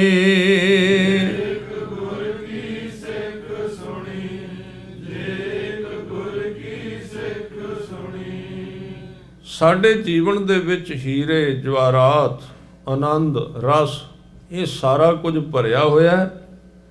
ਪਰ ਗੁਰੂ ਸਾਹਿਬ ਕਹਿੰਦੇ ਜੇ ਇੱਕ ਗੁਰ ਕੀ ਸਿੱਖ ਸੁਣੀ, ਇੱਕੋ ਹੀ ਸਿੱਖਿਆ, ਗੁਰੂ ਵੀ ਇੱਕੋ ਹੀ ਹੈ ਤੇ ਗੁਰੂ ਨੇ ਸਿੱਖਿਆ ਵੀ ਇੱਕੋ ਹੀ ਦਿੱਤੀ। ਮਹਾਰਾਜ ਉਹ ਸਿੱਖਿਆ ਕਿਹੜੀ ਹੈ? ਕਿਉਂਕਿ ਸਿੱਖਿਆਵਾਂ ਦਾ ਕੋਈ ਅੰਤ ਨਹੀਂ। ਅੱਜ ਦਾ ਆਦਮੀ ਤੇ ਪਹਿਲਾਂ ਹੀ ਬੜਾ ਥੱਕਿਆ ਸੰਸਾਰ ਦੇ ਵਿੱਚੋਂ, ਥਕਾਵਟ ਪਹਿਲਾਂ ਹੀ ਉਹਦੇ ਦਿਮਾਗ ਤੇ ਬਹੁਤ ਬੋਝ ਹੈ ਬਈ ਇਹ ਮਹੀਨਾ ਕਿਵੇਂ ਪੂਰਾ ਹੋਵੇਗਾ। ਥੱਕਿਆ ਪਹਿਲਾਂ ਹੀ ਹੋਇਆ, ਉੱਤੋਂ ਕਹਿੰਦੇ ਨੇ ਵੀ ਤੂੰ ਪਾਪੀ ਕਹਿ ਕੇ ਮੁੱਲਾਂ ਜਿੰਦ ਸੁਕਾਈ। ਉੱਤੋਂ ਗਿਆਨਵਾਨਾਂ ਨੇ ਬਹੁਤ ਡਰਾਇਆ, ਪੰਡਾ ਬਨ ਕੇ ਵਿਆਕਰਣ ਇੱਧਰ ਨੂੰ ਲੱਗਦੀ ਜੀ। ਉਹ ਵਿਚਾਰਾ ਸਾਰਾ ਦਿਨ ਥੱਕ ਗਿਆ, ਉਹ ਵਿਆਕਰਣ ਨੂੰ ਕੀ ਕਰੇ। ਉਹ ਤੇ ਕਹਿੰਦਾ ਵੀ ਮੈਨੂੰ ਕੋਈ ਦੇ ਗੱਲ ਦੱਸ ਵੀ ਜਿਹੜਾ ਥੋੜਾ ਜਿਹਾ ਕੋਈ ਟਿਕਾ ਆਵੇ। ਇੱਕੋ ਹੀ ਸਿੱਧੀ ਜੀ ਬਾਬੇ ਨਾਨਕ ਨੇ ਗੱਲ ਕਹਿ ਦਿੱਤੀ। ਉਹਨੂੰ ਕਹਿੰਦੇ ਝੁਕ ਜਾ, ਸਿਰ ਨੀਵਾਂ ਕਰ ਵੇਖ, ਝੁਕ ਬਸ। ਬਹੁਤੇ ਤੂੰ ਨਾ, ਇਹ ਪੰਡਤ ਬਥੇਰੇ ਨੇ ਵਿਆਕਰਨ ਵਾਲੇ, ਆਪੇ ਲੱਗੇ ਰਹਿਣਗੇ। ਆ ਜਦੋਂ ਹਜੂਰ ਪਟਨਾ ਸਾਹਿਬ ਗਏ ਸੀ, ਜਿੱਥੇ ਕਲਗੀਧਰ ਪਾਤਸ਼ਾਹ ਦਾ ਜਨਮ ਹੋਇਆ ਸੀ, ਇਸੇ ਥਾਂ ਤੇ ਸੱਚੇ ਪਾਤਸ਼ਾਹ ਜੀ ਨੇ ਭਾਈ ਮਰਦਾਨਾ ਜੀ ਨੂੰ ਇੱਕ ਹੀਰਾ, ਇੱਕ ਟੁਕੜਾ ਸੀ, ਦੱਸਿਆ ਨਹੀਂ ਵੀ ਇਹ ਕੀ ਹੈ। ਛੋਟਾ ਜਿਹਾ ਟੁਕੜਾ ਸੀ, ਉਹ ਵੇਖਣ ਵਿੱਚ ਪੱਥਰ ਲੱਗਦਾ ਸੀ। ਤੇ ਭਾਈ ਮਰਦਾਨਾ ਜੀ ਜਿੱਥੇ ਇੱਕ ਬੜੇ ਵੱਡੇ ਸੰਗੀਤਕਾਰ ਸਨ, ਜਿੱਥੇ ਇੱਕ ਬੜੇ ਵੱਡੇ ਬ੍ਰਹਮ ਗਿਆਨੀ ਸਨ, ਉੱਥੇ ਇੱਕ ਬੜੇ ਵੱਡੇ ਵਿਚਾਰ ਧਾਰਕ ਵੀ ਸਨ। ਉਹਨਾਂ ਦੇ ਸਵਾਲਾਂ ਤੋਂ ਪਤਾ ਲੱਗਦਾ ਹੈ। ਉਹਨਾਂ ਦੇ ਸਵਾਲ ਦੱਸਦੇ ਵੀ ਸਾਡੇ ਲੋਕਾਂ ਨੇ ਤੇ ਉਹਨਾਂ ਨੂੰ ਬਣਾ ਦਿੱਤਾ ਵੀ ਕਿਤੇ ਮਖੌਲ ਕਰ ਦਿੱਤਾ ਵੀ ਭੁੱਖੇ ਰਹਿੰਦੇ ਸਨ, ਦਿਨ ਰਾਤ ਪਾਣੀ ਮੰਗਦੇ ਰਹਿੰਦੇ ਸਨ, ਲੜ ਪੈਂਦੇ ਸਨ। ਉਹਨਾਂ ਦੇ ਕਦੀ ਸਵਾਲ ਵੇਖੋ, ਇੱਕ ਵਾਰੀ ਰੁੱਸ ਗਏ, ਗੁਰੂ ਸਾਹਿਬ ਦੇ ਪਿੱਛੇ ਜਾ ਰਹੇ ਸਨ, ਪਿੱਛੇ ਬਹਿ ਗਏ ਝਾੜੀਆਂ ਕੋਲ ਰਬਾਬ ਰੱਖ ਕੇ, ਕਹਿੰਦੇ ਮੈਂ ਜਾਣਾ ਨਹੀਂ, ਹੜਤਾਲ ਹੈ। ਗੁਰੂ ਸਾਹਿਬ ਨੇ ਪਿੱਛੇ ਆ ਕੇ ਬਾਂਹ ਫੜ ਕੇ ਉਠਾਇਆ, ਸਿਰ ਤੇ ਹੱਥ ਫੇਰਿਆ, ਪਿਆਰ ਕੀਤਾ, ਕਹਿਣ ਲੱਗੇ ਮਰਦਾਨਿਆਂ ਦੱਸ ਸ਼ਿਕਾਇਤ ਕੀ ਹੈ। ਕਹਿੰਦੇ ਮੈਂ ਬੋਲਣਾ ਹੀ ਨਹੀਂ। ਉਹ ਕਿੰਨਾ ਪਿਆਰ ਹੋਵੇਗਾ ਉਸ ਵੇਲੇ ਉਸ ਸਿੱਖ ਤੇ ਗੁਰੂ ਵਿੱਚ। ਕਹਿੰਦੇ ਨਹੀਂ ਮਰਦਾਨਿਆਂ ਤੂੰ ਦੱਸ ਜ਼ਰੂਰ ਕੀ ਗੱਲ। ਤੇ ਭਾਈ ਮਰਦਾਨੇ ਨੇ ਇੱਕ ਗੱਲ ਕਹੀ ਸੀ ਜਿਹਦੇ ਵਿੱਚ ਸਿੱਧੇ ਲਫ਼ਜ਼ਾਂ ਵਿੱਚ ਸਿੱਖੀ ਦੀ ਵਿਆਖਿਆ ਹੈ। ਕਹਿੰਦੇ ਬਾਬਾ, ਨਾ ਤੈਨੂੰ ਭੁੱਖ ਸਤਾਏ, ਨਾ ਤੈਨੂੰ ਪਿਆਸ ਸਤਾਏ, ਨਾ ਤੈਨੂੰ ਪਰਿਵਾਰ ਦੇ ਜੀਆਂ ਦਾ ਮੋਹ ਸਤਾਏ, ਨਾ ਤੈਨੂੰ ਦੁੱਖ ਚਿੰਤਾ ਕੁਝ ਨਹੀਂ ਸਤਾਉਂਦੀ। ਜਾਂ ਤੇ ਇਸ ਡੂਮ ਨੂੰ ਵੀ ਆਪਣੇ ਵਰਗਾ ਕਰ ਲੈ, ਨਹੀਂ ਤੇ ਸਾਡੀ ਤੇਰੇ ਨਾਲ ਨਹੀਂ ਨਿਭਦੀ। ਸਿੱਖੀ ਦੀ ਸਾਰੀ ਵਿਆਖਿਆ ਕਰ ਦਿੱਤੀ। ਇਹਦੇ ਵਿੱਚ ਦੱਸ ਦਿੱਤਾ ਹੈ ਸਿੱਖ ਗੁਰੂ ਵਰਗਾ ਹੋਣਾ ਚਾਹੁੰਦਾ ਹੈ, ਉਹਦੀ ਮੰਜ਼ਿਲ ਹੈ। ਸਤਿਗੁਰੂ ਨੇ ਫਿਰ ਪਿਆਰ ਨਾਲ ਹੱਥ ਫੇਰਿਆ ਸਿਰ ਤੇ, ਕਹਿੰਦੇ ਮਰਦਾਨਿਆ, ਤੂੰ ਮੇਰੇ ਵਰਗਾ ਹੀ ਹੈ, ਪਰ ਮੈਂ ਆਪਣੀ ਲੋੜ ਵਾਸਤੇ ਤੈਨੂੰ ਆਪਣੇ ਤੋਂ ਵੱਖ ਰੱਖਿਆ। ਕਿਉਂ ਮਹਾਰਾਜ? ਕਹਿੰਦੇ ਜੇ ਤੈਨੂੰ ਭੁੱਖ ਨਾ ਲੱਗਦੀ ਤੇ ਕੌਡੇ ਰਾਖਸ਼ਸ ਨੇ ਭੁੱਖੇ ਹੀ ਮਰ ਜਾਣਾ ਸੀ। ਤੇਰੀ ਭੁੱਖ ਨੇ ਉਹਦੀ ਭੁੱਖ ਹਟਾ ਦਿੱਤੀ ਹੈ। ਜੇ ਤੈਨੂੰ ਪਿਆਸ ਨਾ ਲੱਗਦੀ ਤੇ ਬਲੀ ਕੰਧਾਰੀ ਨੇ ਪਿਆਸੀ ਤੁਰ ਜਾਣਾ ਸੀ ਇਸ ਦੁਨੀਆ ਵਿੱਚ। ਤੈਨੂੰ ਪਿਆਸ ਲੱਗੀ ਤਾਂ ਆਇਆ। ਤੈਨੂੰ ਤਾਂ ਸਿਰਫ ਮੈਂ ਸੇਵਾ ਦਿੱਤੀ ਹੈ ਵਿੱਚ। ਸਮਾਂ ਆਵੇਗਾ ਜਦੋਂ ਤੇਰੇ ਤੇ ਮੇਰੇ ਵਿੱਚ ਅੱਜ ਵੀ ਫਰਕ ਨਹੀਂ, ਉਹ ਮੈਂ ਸਿਰਫ ਰੱਖਿਆ ਹੈ ਥੋੜਾ ਜਿਹਾ ਕੰਮ ਚਲਾਉਣ ਲਈ। ਕਹਿੰਦੇ ਹੁਣ ਕਰ ਦਿਓ ਉਹ ਕੰਮ, ਮੇਰੇ ਸਾਹਮਣੇ ਕਈਆਂ ਨੂੰ ਤੁਸੀਂ ਨਿਹਾਲ ਕਰਦੇ ਹੋ। ਸਤਿਗੁਰੂ ਨੇ ਕਿਹਾ ਮਰਦਾਨਿਆ, ਜਿਹੜਾ ਤੂੰ ਨਿਹਾਲ ਸ਼ਬਦ ਕਿਹਾ ਹੈ ਨਾ, ਉਹ ਨਿਹਾਲ ਏਡਾ ਵੱਡਾ ਹੈ। ਜੇ ਮੈਂ ਹੁਣੇ ਹੀ ਕਰ ਦਿਆਂ ਤੇ ਤੂੰ ਚਮਕੜਾ ਲਾ ਕੇ ਬਹਿ ਜਾਣਾ ਤੇ ਮੈਨੂੰ ਕਹਿਣਾ ਜੀ ਜਾਓ, ਮੈਨੂੰ ਕੋਈ ਲੋੜ ਨਹੀਂ ਕਿਸੇ ਚੀਜ਼ ਦੀ। ਉਹ ਨਿਹਾਲ ਏਡਾ ਵੱਡਾ ਹੈ, ਛੋਟਾ ਨਹੀਂ। ਉਹ ਤੂੰ ਉੱਠਣਾ ਹੀ ਨਹੀਂ ਪਰਤ ਕੇ।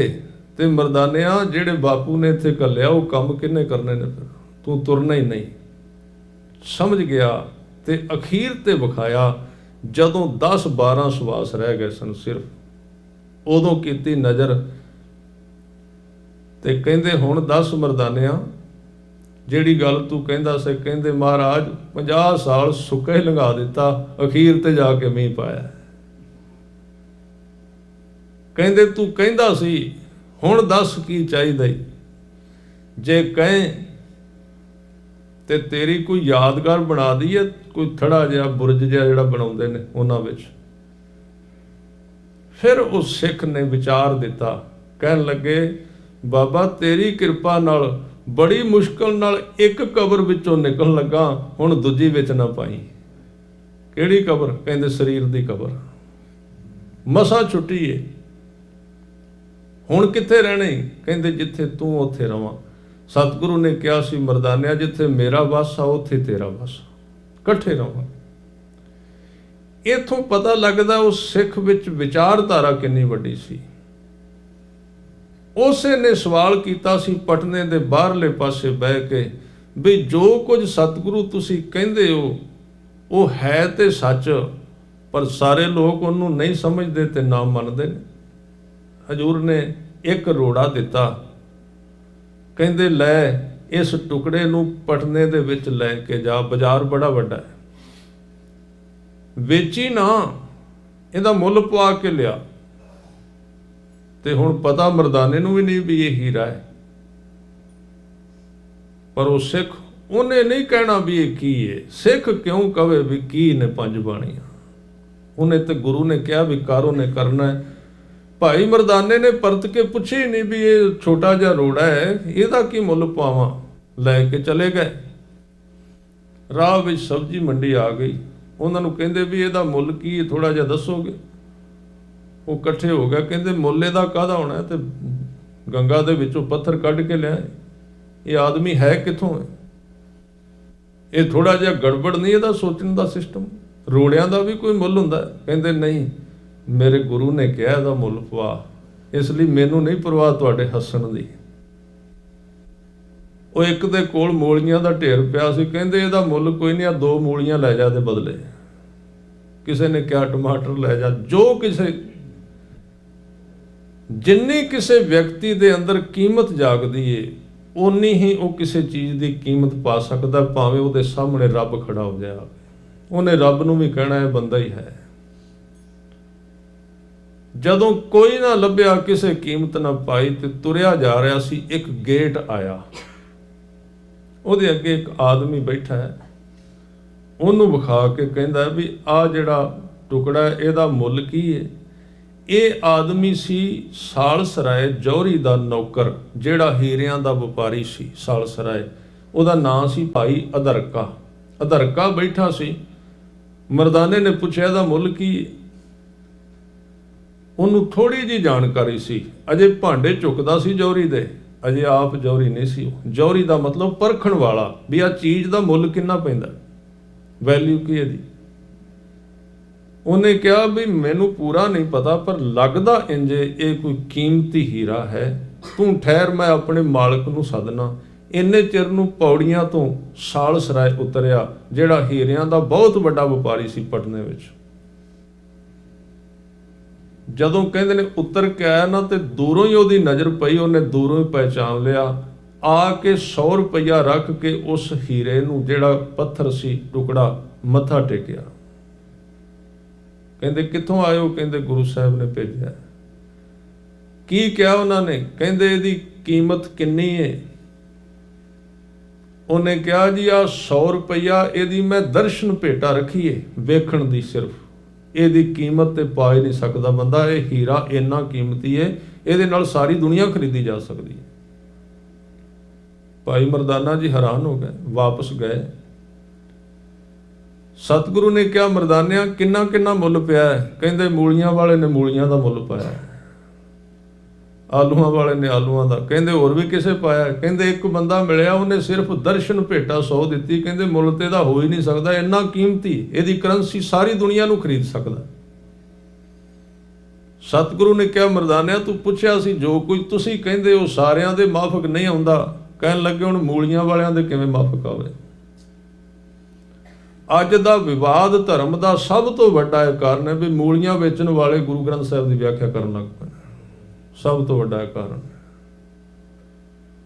ਉਹਨਾਂ ਨੇ ਵਿਆਖਿਆ ਉਹੀ ਕਰਨੀ ਹੈ ਬਹੁਤੇ ਥਾਵਾਂ ਤੇ। ਮੈਂ ਸਾਰੇ ਨਹੀਂ ਕਹਿ ਰਿਹਾ, ਇਹ ਨਾ ਸਮਝਣਾ ਵੀ ਇਹਦਾ ਅਰਥ ਵੀ ਮੈਂ ਕਰ ਰਿਹਾ ਠੀਕ ਬਾਕੀ ਨਹੀਂ। ਹੈਣ ਵਿਰਲੇ ਜਿਨ੍ਹਾਂ ਨੂੰ ਗੁਰੂ ਨੇ ਆਪਣਾ ਮਨ ਦਿੱਤਾ ਹੈ ਵੀ ਇਹਦੇ ਨਾਲ ਕਰ ਗੱਲ, ਤੇਰੇ ਨਾਲ ਕੱਖ ਨਹੀਂ ਹੋਣਾ, ਉਹਦੇ ਨਾਲ ਤੇ ਮੂਲੀਆਂ ਨੇ ਸਾਰੀਆਂ। ਕੌਣ ਜਾਣੇ ਉਹਨੂੰ? ਤੇ ਜਿਹਨੇ ਆਪ ਉਚਾਰਿਆ ਉਹਨੇ ਕਹਿ ਦਿੱਤਾ ਕੌਣ ਜਾਣੇ ਗੁਣ ਤੇਰੇ, ਕੌਣ ਜਾਣੇ ਗੁਣ ਤੇਰੇ, ਕੌਣ ਜਾਣੇ ਗੁਣ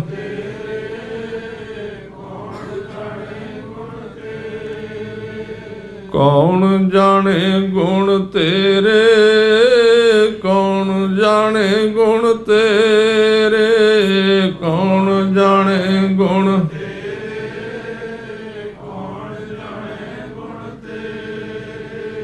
ਕਹੇ ਨਾ ਜਾਨੀ ਔਗਣ ਮੇਰੇ, ਕਹੇ ਨਾ ਜਾਨੀ ਔਗਣ ਮੇਰੇ,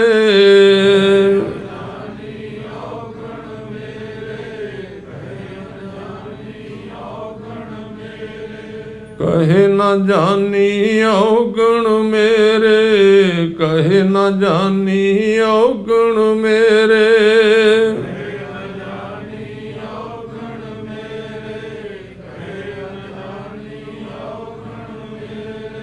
ਕੌਣ ਜਾਣੇ ਗੁਣ ਤੇਰੇ, ਕੌਣ ਜਾਣੇ ਗੁਣ ਤੇਰੇ, ਕੌਣ ਜਾਣੇ ਗੁਣ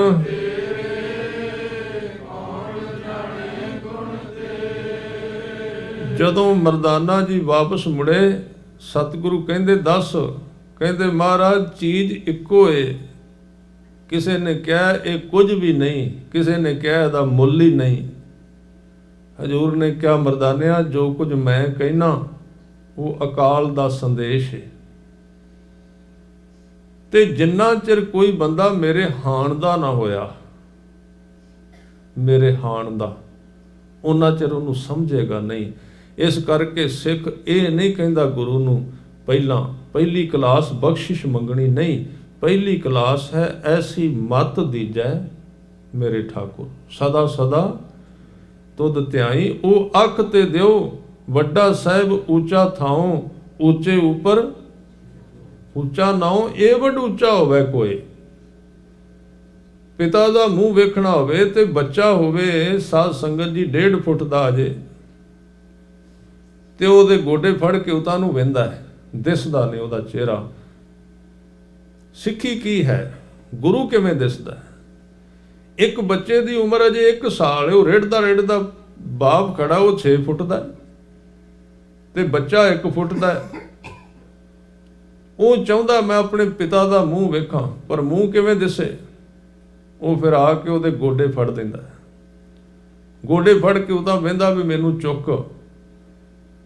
ਤੇ ਜਦੋਂ ਪਿਤਾ ਉਹਨੂੰ ਚੁੱਕ ਕੇ ਸਾਹਮਣੇ ਲਿਆਉਂਦਾ ਨਾ ਮੋਢੇ ਦੇ, ਤੇ ਪਿਓ ਤੇ ਪੁੱਤਰ ਦਾ ਮੂੰਹ ਸਿੱਧਾ ਹੋ ਜਾਂਦਾ। ਫਿਰ ਉਹ ਜਿਹੜਾ ਪੁੱਤਰ ਹੈ ਉਹ ਪਿਤਾ ਦਾ ਮੂੰਹ ਵੇਖ ਸਕਦਾ ਜਦੋਂ ਪਿਓ ਉਹਨੂੰ ਚੁੱਕ ਕੇ ਆਪਣੇ ਬਰਾਬਰ ਲਿਆਵੇ। ਸਿੱਖ ਕਿਵੇਂ ਗੁਰੂ ਗ੍ਰੰਥ ਸਾਹਿਬ ਨੂੰ ਵੇਖ ਸਕਦਾ ਹੈ? ਗੁਰੂ ਗ੍ਰੰਥ ਸਾਹਿਬ ਕਿਸੇ ਸਿੱਖ ਨੂੰ ਚੁੱਕ ਕੇ ਆਪਣੇ ਬਰਾਬਰ ਲਿਆਉਣ ਤੇ ਫਿਰ ਪਤਾ ਲੱਗਦਾ ਗੁਰੂ ਗ੍ਰੰਥ ਸਾਹਿਬ ਜੀ ਕੌਣ ਹੈ। ਉਹਨਾਂ ਚਿਰ ਕਿਵੇਂ ਦਿਸੇ? ਆਪਾਂ ਤੇ ਪੈਰ ਦੇ ਅੰਗੂਠੇ ਦਾ ਨਹੁੰ ਦੀ ਵਿਆਖਿਆ ਕਰੀ ਜਾਂਦੇ, ਕਹਿੰਦੇ ਆਹ ਹੀ ਹੈ ਗੁਰੂ, ਬਸ ਉੱਥੇ ਖਲੋ ਗਏ। ਗੋਦ ਵਿੱਚ ਨਹੀਂ ਚੜ੍ਹਨਾ ਅਸੀਂ, ਸ਼ਾਇਦ ਅਸੀਂ ਗੁਰੂ ਦਾ ਪੈਰ ਦਾ ਨਹੁੰ ਵੀ ਨਹੀਂ ਵੇਖਿਆ ਹੋਣਾ ਤੇ ਦਾਅਵਾ ਕਰ ਦਿੱਤਾ ਗੁਰੂ ਦਾ ਚਿਹਰਾ ਇਸ ਤਰ੍ਹਾਂ ਦਾ। ਇੱਥੇ ਗਲਤੀ ਹੋ ਗਈ। ਜਿਹਨੂੰ ਗੁਰੂ ਨੇ ਗੋਦ ਵਿੱਚ ਚੁੱਕਿਆ, ਉੱਚਾ ਕਰਕੇ ਭਾਈ ਗੁਰਦਾਸ ਜੀ ਨੂੰ ਗੋਦ ਵਿੱਚ ਚੁੱਕਿਆ, ਤਾਂ ਇਹ 40 ਵਾਰਾਂ ਤੇ 700 ਦੇ ਕਰੀਬ ਕਵਿਤ ਉਚਾਰੇ ਗਏ। ਗੁਰੂ ਅਰਜਨ ਦੇਵ ਜੀ ਨੇ ਆਪ ਦੱਸਿਆ ਵੀ ਆਹ ਹੈ ਗੁਰੂ ਨਾਨਕ, ਆਹ ਹੈ ਗੁਰੂ ਨਾਨਕ, ਇਸ ਤਰ੍ਹਾਂ ਲਿਖ, ਇਸ ਤਰ੍ਹਾਂ ਕਰ, ਇਸ ਤਰ੍ਹਾਂ ਕਹਿ ਸਕੇ। ਉੱਥੇ ਹੀ ਫਿਰ ਉਹ ਜਿਹੜਾ ਸਾਲਸ ਰਾਏ ਸੀ ਤੇ ਉਹਦਾ ਨੌਕਰ ਅਧਰਕਾ ਦੁੱਧ ਤੇ ਹੋਰ ਕਈ ਚੀਜ਼ਾਂ ਲੈ ਕੇ ਗੁਰੂ ਸਾਹਿਬ ਕੋਲ ਹਾਜ਼ਰ ਹੋਏ ਨਮਸਕਾਰ ਕਰਨ ਲਈ। ਤੇ ਜਦੋਂ ਆ ਕੇ ਝੁਕੇ ਨਾ ਦੋਵੇਂ ਜਣੇ, ਉਹ ਕਹਿੰਦੇ ਅਧਰਕਾ ਝੁਕਿਆ ਜਿਹੜਾ ਬਾਅਦ ਵਿੱਚ ਬ੍ਰਹਮ ਗਿਆਨੀ ਬਣ ਗਿਆ ਸੀ। ਤੇ ਗੁਰੂ ਸਾਹਿਬ ਨੇ ਅੰਜ ਇੱਕ ਨਜ਼ਰ ਪਾਈ ਤੇ ਉਹ ਸਾਧ ਸੰਗਤ ਜੀ ਰੰਗਿਆ ਗਿਆ, ਬ੍ਰਹਮ ਗਿਆਨ ਵਿੱਚ ਪੂਰਨ ਹੋ ਗਿਆ, ਬਹਿ ਗਿਆ ਚੌਂਕੜਾ ਲਾ ਕੇ, ਹਿੱਲੇ ਨਹੀਂ। ਕਈ ਵਾਰੀ ਸਿੱਧੀ ਵੀ ਕਿਰਪਾ ਹੋ ਜਾਂਦੀ। ਆਪਾਂ ਕਹਿੰਦੇ ਜਪਣਾ ਜ਼ਰੂਰੀ ਹੈ, ਕੋਈ ਪਤਾ ਨਹੀਂ, ਕੋਈ ਪਤਾ ਨਹੀਂ, ਡਾਇਰੈਕਟ ਹੀ ਕੰਮ ਹੋ ਜਾਏ, ਸਿੱਧਾ ਹੀ ਡਾਇਰੈਕਟ ਹੋ ਗਿਆ, ਚੌਂਕੜਾ ਮਾਰ ਕੇ ਬਹਿ ਗਿਆ। ਸਾਲਸ ਰਾਏ ਵੀ ਬੈਠਾ ਰਿਹਾ, ਸਮਾਂ ਪਾ ਕੇ ਵਿਦਾ ਹੋ ਗਏ, ਘਰ ਗਏ। ਤੇ ਸਾਲਸ ਰਾਏ ਆਪਣੇ ਨੌਕਰ ਵੱਲ ਵਹਿੰਦਾ ਵੀ ਪਰਵਾਹ ਨਹੀਂ ਕਰਦਾ ਮੇਰੀ, ਅੱਜ ਰੰਗਿਆ ਹੋਇਆ ਇਸ ਤਰ੍ਹਾਂ ਜਿਵੇਂ ਪੂਰੀ ਬੋਤਲ ਪੀਤੀ ਹੁੰਦੀ। ਉਹਦੀ ਚਾਲ ਵੀ ਮਸਤ। ਪਹਿਲੀ ਵਾਰੀ ਉਹਦੀ ਜ਼ਿੰਦਗੀ ਵਿੱਚ ਬੇਪਰਵਾਹੀ ਆਈ। ਰਾਤ ਬੈਠਾ ਤੇ ਬੈਠੇ ਰਿਹਾ ਕਿਸੇ ਆਨੰਦ ਵਿੱਚ। ਉਹਨੂੰ ਕਹਿੰਦਾ ਹੈ ਵੀ ਅਧਰਕਿਆ ਤੈਨੂੰ ਗੁਰੂ ਨੇ ਕੀ ਦਿੱਤਾ ਹੈ? ਕਹਿਣ ਲੱਗਾ ਮੈਨੂੰ ਆਪ ਨਹੀਂ ਪਤਾ ਲੱਗ ਰਿਹਾ ਵੀ ਮੈਂ ਕੀ ਵਿਆਖਿਆ ਕਰਾਂ। ਕਹਿੰਦੇ ਬਸ ਕੀ ਦਿੱਤਾ ਹੈ? ਕਹਿੰਦੇ ਬਸ ਇੰਝ ਲੱਗਦਾ ਵੀ ਸਰੀਰ ਤਾਂ ਹੈ ਹੀ ਨਹੀਂ, ਤੇ ਵੈਸੇ ਹੀ ਇਹ ਗੱਲ ਤੇ ਕੋਈ ਹੋਰ ਹੈ ਅੰਦਰ, ਉਹ ਵੱਖਰੀ ਦੁਨੀਆ ਸਾਰੀ। ਇਹ ਤਾਂ ਫਿਰ ਭਾਂਡਾ ਜਿਹਾ ਰਹਿ ਜਾਂਦਾ ਵੀ ਇੱਕ ਸਾਈਡ ਤੇ, ਇਹਨੂੰ ਠੀਕ ਤੇ ਰੱਖਣਾ ਹੀ ਪੈਂਦਾ ਫਿਰ। ਪਰ ਇਹਦੇ ਤੋਂ ਬਿਨਾਂ ਜ਼ਿੰਦਗੀ ਉਹ ਜਿਹੜੀ ਇਹਦੀ ਨਹੀਂ ਉੱਥੇ ਥਾਂ ਰਹਿੰਦੀ। ਉੱਥੇ ਜ਼ਮੀਰ ਦਾ ਜੀਵਨ, ਉੱਥੇ ਸਰੀਰ ਦਾ ਜੀਵਨ ਨਹੀਂ ਹੈ। ਪਰ ਇਹਨੂੰ ਠੀਕ ਰੱਖਣਾ ਪੈਂਦਾ ਕਿਉਂਕਿ ਸੈਂਟਰ ਹੈ ਗੱਲ ਕਰਨ ਦਾ ਦੁਨੀਆ ਦੇ ਨਾਲ। ਇਹਨੂੰ ਪੂਰਾ ਨਵਾ ਧਵਾ ਕੇ ਕਾਇਮ ਰੱਖਣਾ ਪੈਂਦਾ ਉਹਨਾਂ ਲੋਕਾਂ ਨੂੰ। ਕਹਿੰਦੇ ਤੈਨੂੰ ਕੀ ਮਿਲਿਆ? ਕਹਿੰਦੇ ਮੈਂ ਦੱਸ ਨਹੀਂ ਸਕਦਾ। ਤੇ ਹੁਣ ਸਾਲਸ ਰਾਏ ਵੀ ਕਹਿੰਦਾ ਵੀ ਜਾ ਮੈਨੂੰ ਵੀ ਲੈ ਕੇ ਆਪਾਂ ਚੱਲੀਏ, ਮੈਨੂੰ ਵੀ ਉਹ ਦਾਤ ਬੇਨਤੀ ਕਰੀਏ ਗੁਰੂ ਨਾਨਕ ਸਾਹਿਬ ਨੂੰ। ਫਿਰ ਗਏ ਤੇ ਗੁਰੂ ਸਾਹਿਬ ਦੇ ਕੋਲ ਮੱਥਾ ਟੇਕਿਆ। ਤੇ ਸਾਲਸ ਰਾਏ ਕਹਿੰਦਾ ਮਹਾਰਾਜ ਅਸੀਂ ਦੋਵੇਂ ਇਕੱਠੇ ਆਏ ਸੀ, ਮੱਥਾ ਵੀ ਇੱਕੋ ਤਰੀਕੇ ਨਾਲ ਟੇਕਿਆ, ਤੇ ਆ ਮੇਰਾ ਨੌਕਰ, ਇਹਨੂੰ ਤੁਸੀਂ ਦਾਤ ਕੋਈ ਇਸ ਤਰ੍ਹਾਂ ਦੀ ਦਿੱਤੀ ਹੈ ਬੇਪਰਵਾਹ ਖੁਸ਼, ਤੇ ਮੈਂ ਤਾਂ ਉਸੇ ਤਰ੍ਹਾਂ ਹੀ ਮੁੜ ਗਿਆ। ਮੇਰੇ ਤੇ ਕੀ ਨਾਰਾਜ਼ਗੀ ਜੀ, ਕਿਰਪਾ ਕਰੋ। ਸਤਿਗੁਰੂ ਕਹਿੰਦੇ ਭਾਈ ਸਾਲਸ ਰਾਏ ਜੀ ਮੇਰੇ ਵੱਲੋਂ ਕੋਈ ਵਿਤਕਰਾ ਨਹੀਂ।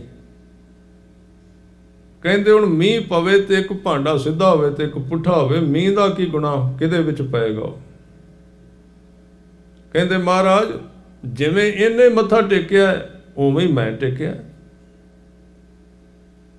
ਜੇ ਕਹਿੰਦੇ ਹੋ ਤੇ ਹੁਣ ਫਿਰ ਟੇਕ ਦੇਣਾ। ਫਿਰ ਟੇਕਣ ਲੱਗ ਪਿਆ, ਚੰਗੀ ਤਰ੍ਹਾਂ ਨੱਕ ਰਗੜਿਆ, ਜਿਵੇਂ ਆਪਾਂ ਲਕੀਰਾਂ ਨਹੀਂ ਕੱਢਦੇ ਗੁਰੂ ਗ੍ਰੰਥ ਸਾਹਿਬ ਦੇ ਅੱਗੇ, ਚੰਗੀ ਤਰ੍ਹਾਂ ਪੈਰ ਦੇ ਨਾਲ। ਸਤਿਗੁਰੂ ਕਹਿੰਦੇ ਸਾਲਸ ਰਾਏ ਜਿੰਨੀ ਮਰਜ਼ੀ ਰਗੜੀ ਜਾ, ਮੈਂ ਤੈਨੂੰ ਇੱਕ ਗੱਲ ਦੱਸਣਾ, ਮੇਰੇ ਅੱਗੇ ਮੱਥਾ ਨਾ ਟੇਕ। ਸਾਲਸ ਰਾਏ ਦੇ ਇਹਦੇ ਅਧਰਕੇ ਦੇ ਪੈਰਾਂ ਤੇ ਮੱਥਾ ਰੱਖ ਦੇ, ਤਾਂ ਤੇਰੇ ਤੇ ਬਖਸ਼ਿਸ਼ ਹੋਵੇਗੀ। ਆਪਣੇ ਨੌਕਰ ਦੇ ਪੈਰਾਂ ਤੇ ਝੁਕ ਜਾ। ਉਹ ਕਹਿੰਦਾ ਮਹਾਰਾਜ ਗੁਰੂ ਤੁਸੀਂ ਹੋ? ਕਹਿੰਦੇ ਗੁਰੂ ਦਾ ਸਵਾਲ ਨਹੀਂ, ਗੱਲ ਝੁਕਣ ਦੀ ਹੈ। ਕਹਿੰਦੇ ਇਹਦੇ ਅੱਗੇ ਝੁਕ। ਕਹਿੰਦੇ ਇਹ ਤੇ ਮੇਰਾ ਨੌਕਰ ਹੈ, ਇਹਦੇ ਸਾਰੀ ਉਮਰ ਮੇਰੀ ਜੁੱਤੀ ਸਾਫ਼ ਕਰਦਾ ਰਿਹਾ, ਇਹ ਤੇ ਮੇਰੇ ਭਾਂਡੇ ਧੋਂਦਾ ਰਿਹਾ। ਕਹਿਣ ਲੱਗੇ ਆਹ ਹੀ ਬਿਮਾਰੀ ਹੈ ਜਿਹੜੀ ਬੰਦੇ ਨੂੰ ਪ੍ਰਾਪਤੀ ਨਹੀਂ ਹੋਣ ਦਿੰਦੀ। ਝੁਕ ਇਹਦੇ ਅੱਗੇ, ਮੇਰੇ ਅੱਗੇ ਝੁਕਿਆ ਨਹੀਂ ਤੈਨੂੰ ਉਹ ਚੀਜ਼ ਮਿਲੇਗੀ ਜਿਹੜੀ ਇਹਨੂੰ ਮਿਲੀ ਹੈ, ਇਹਦੇ ਤੋਂ ਮਿਲੇਗੀ। ਉਹਨੂੰ ਕਹਿੰਦੇ ਗੁਰਮੁਖ ਪਦਵੀ, ਜਿਹਦੇ ਤੋਂ ਅੱਜ ਸੰਸਾਰ ਵਾਂਝਾ ਹੋ ਗਿਆ। ਉਹ ਤਰਕ ਨੇ ਉਸ ਚੀਜ਼ ਨੂੰ ਖਤਮ ਕਰ ਦਿੱਤਾ ਤੇ ਭੇਖੀਆਂ ਨੇ ਉਹ ਚੀਜ਼ ਉੱਥੇ ਵਰਤਦੀ ਉਸ ਦੁਨੀਆ ਵਿੱਚ। ਤੇ ਮੈਂ ਆਪ ਜੀ ਨੂੰ ਬੇਨਤੀ ਜਿੱਦਣ ਇੱਥੇ ਵਿਆਖਿਆ ਸ਼ੁਰੂ ਕੀਤੀ ਸੀ, ਸਿੱਖ ਨੂੰ ਬਾਈਪਾਸ ਕਰਕੇ ਕਦੀ ਤੁਸੀਂ ਗੁਰੂ ਗ੍ਰੰਥ ਸਾਹਿਬ ਤੱਕ ਨਹੀਂ ਜਾ ਸਕੋਗੇ, ਕਿਉਂਕਿ ਗੁਰੂ ਕਹਿੰਦਾ ਉਧਰੋਂ ਦੀ ਹੋ ਗਿਆ, ਉਧਰੋਂ ਸਿੱਖ ਨੂੰ ਕਹਿੰਦਾ ਵੀ ਤੂੰ ਗੁਰੂ ਨਹੀਂ ਬਣਨਾ। ਵਿੱਚ ਖੜੀ ਗੱਲ, ਇਹ ਵੱਖਰਾ ਵਿਸ਼ਾ ਹੈ। ਸਤਿਗੁਰੂ ਨੇ ਕਿਹਾ ਝੋਕੇ ਦੇ ਅੱਗੇ ਜੇ ਲੈਣੇ, ਕਹਿੰਦੇ ਅਧਰਕੇ ਅੱਗੇ ਸਾਲਸਰਾਏ ਝੁਕਿਆ, ਰੰਗ ਲੱਗ ਗਿਆ ਉੱਥੇ। ਇਹ ਗੁਰੂ ਦਾ ਕੰਮ ਹੈ। ਉਸ ਦਿਨ ਤੋਂ ਮੰਜੀ ਬਖਸ਼ੀ ਅਧਰਕੇ ਨੂੰ ਉਸ ਇਲਾਕੇ ਦੇ ਵਿੱਚ, ਬਈ ਤੂੰ ਇੱਥੇ ਉਪਦੇਸ਼ ਦੇਣਾ ਗੁਰੂ ਨਾਨਕ ਦਾ। ਤਾਂ ਇਸੇ ਥਾਂ ਤੇ ਫਿਰ ਘਰ ਲੈ ਕੇ ਗਿਆ ਸਾਲਸਰਾਏ, ਤੇ ਗੁਰੂ ਸਾਹਿਬ ਕੁਝ ਦਿਨ ਰਹੇ। ਤੇ ਜਦੋਂ ਹਜ਼ੂਰ ਜਾਣ ਲੱਗੇ ਨਾ, ਉਹਦਾ ਪਿਆਰ ਪੈ ਗਿਆ ਬਹੁਤ ਜ਼ਿਆਦਾ। ਕਹਿਣ ਲੱਗਾ ਮਹਾਰਾਜ ਸਾਰਾ ਬਾਕੀ ਉਮਰ ਮੇਰੇ ਘਰ ਰਹੋ, ਤੁਸੀਂ ਜਾਓ ਨਾ। ਹੁਣ ਮਨ ਦੇ ਵਿੱਚ ਸਤਿਗੁਰੂ ਕਹਿੰਦੇ ਅਸੀਂ ਤੇ ਜਾਣਾ ਜ਼ਰੂਰ, ਸਾਨੂੰ ਹੋਰ ਬਹੁਤ ਕੰਮ ਨੇ। ਸਾਲਸਰਾਏ ਜਿਵੇਂ ਤੇਰੇ ਕੋਲ ਆਏ ਕਈ ਉਡੀਕ ਰਹੇ ਨੇ, ਪਰ ਉਹ ਬੇਨਤੀ ਕਰਦਾ ਹੈ ਪਿਆਰ ਦੇ ਵਿੱਚ, ਹਉ ਰਹਿ ਨਾ ਸਕਾਂ ਬਿਨ ਦੇਖੇ ਪ੍ਰੀਤਮਾ, ਰਹਿ ਨਾ ਸਕਾਂ ਬਿਨ ਦੇਖੇ ਪ੍ਰੀਤਮਾ, ਹਉ ਰਹਿ ਨਾ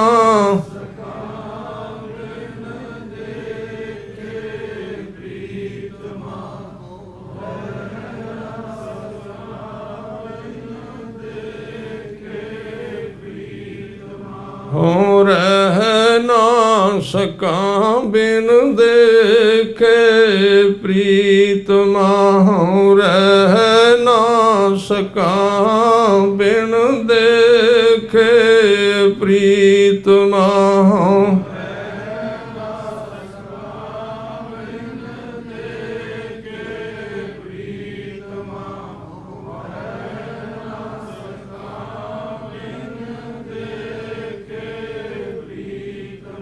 ਮੈਂ ਨੀਰ ਵਹਿ ਚੱਲੈ ਜੀਓ, ਮੈਂ ਨੀਰ ਵਹਿ ਚੱਲੈ ਜੀਓ, ਮੈਂ ਨੀਰ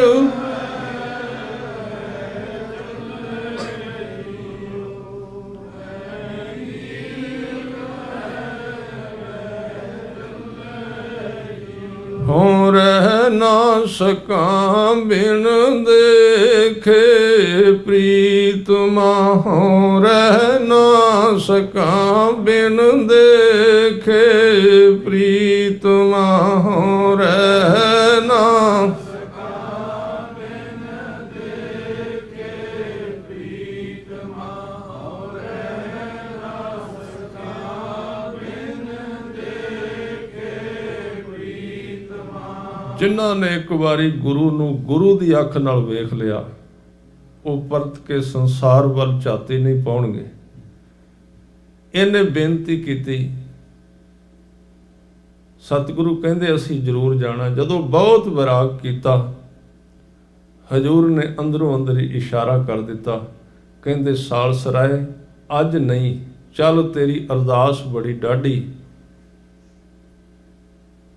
ਤੇਰੀ ਅਰਦਾਸ ਬਹੁਤ ਵੱਡੀ ਏ, ਅਸੀਂ ਤੇਰੇ ਘਰ ਕਈ ਸਾਲ ਰਵਾਂਗੇ, ਕਈ ਸਾਲ। ਹਾਂ, ਇਸ ਤਰ੍ਹਾਂ ਦੇ ਨਹੀਂ ਹੋਵਾਂਗੇ, ਛੋਟੀ ਉਮਰ ਵਿੱਚ ਰਵਾਂਗੇ, ਇੱਥੇ ਰਿੜਾਂਗੇ, ਇੱਥੇ ਖੇਡਾਂਗੇ। 10ਵੇਂ ਜਾਮੇ ਵਿੱਚ, ਇਸ ਪਟਨੇ ਵਿੱਚ ਕਹਿੰਦੇ ਨੇ ਉਹ ਹੀ ਘਰ ਸੀ, ਉਹ ਹਵੇਲੀ ਸੀ ਜਿੱਥੇ ਕਲਗੀਧਰ ਪਾਤਸ਼ਾਹ ਦਾ ਜਨਮ ਹੋਇਆ ਸੀ,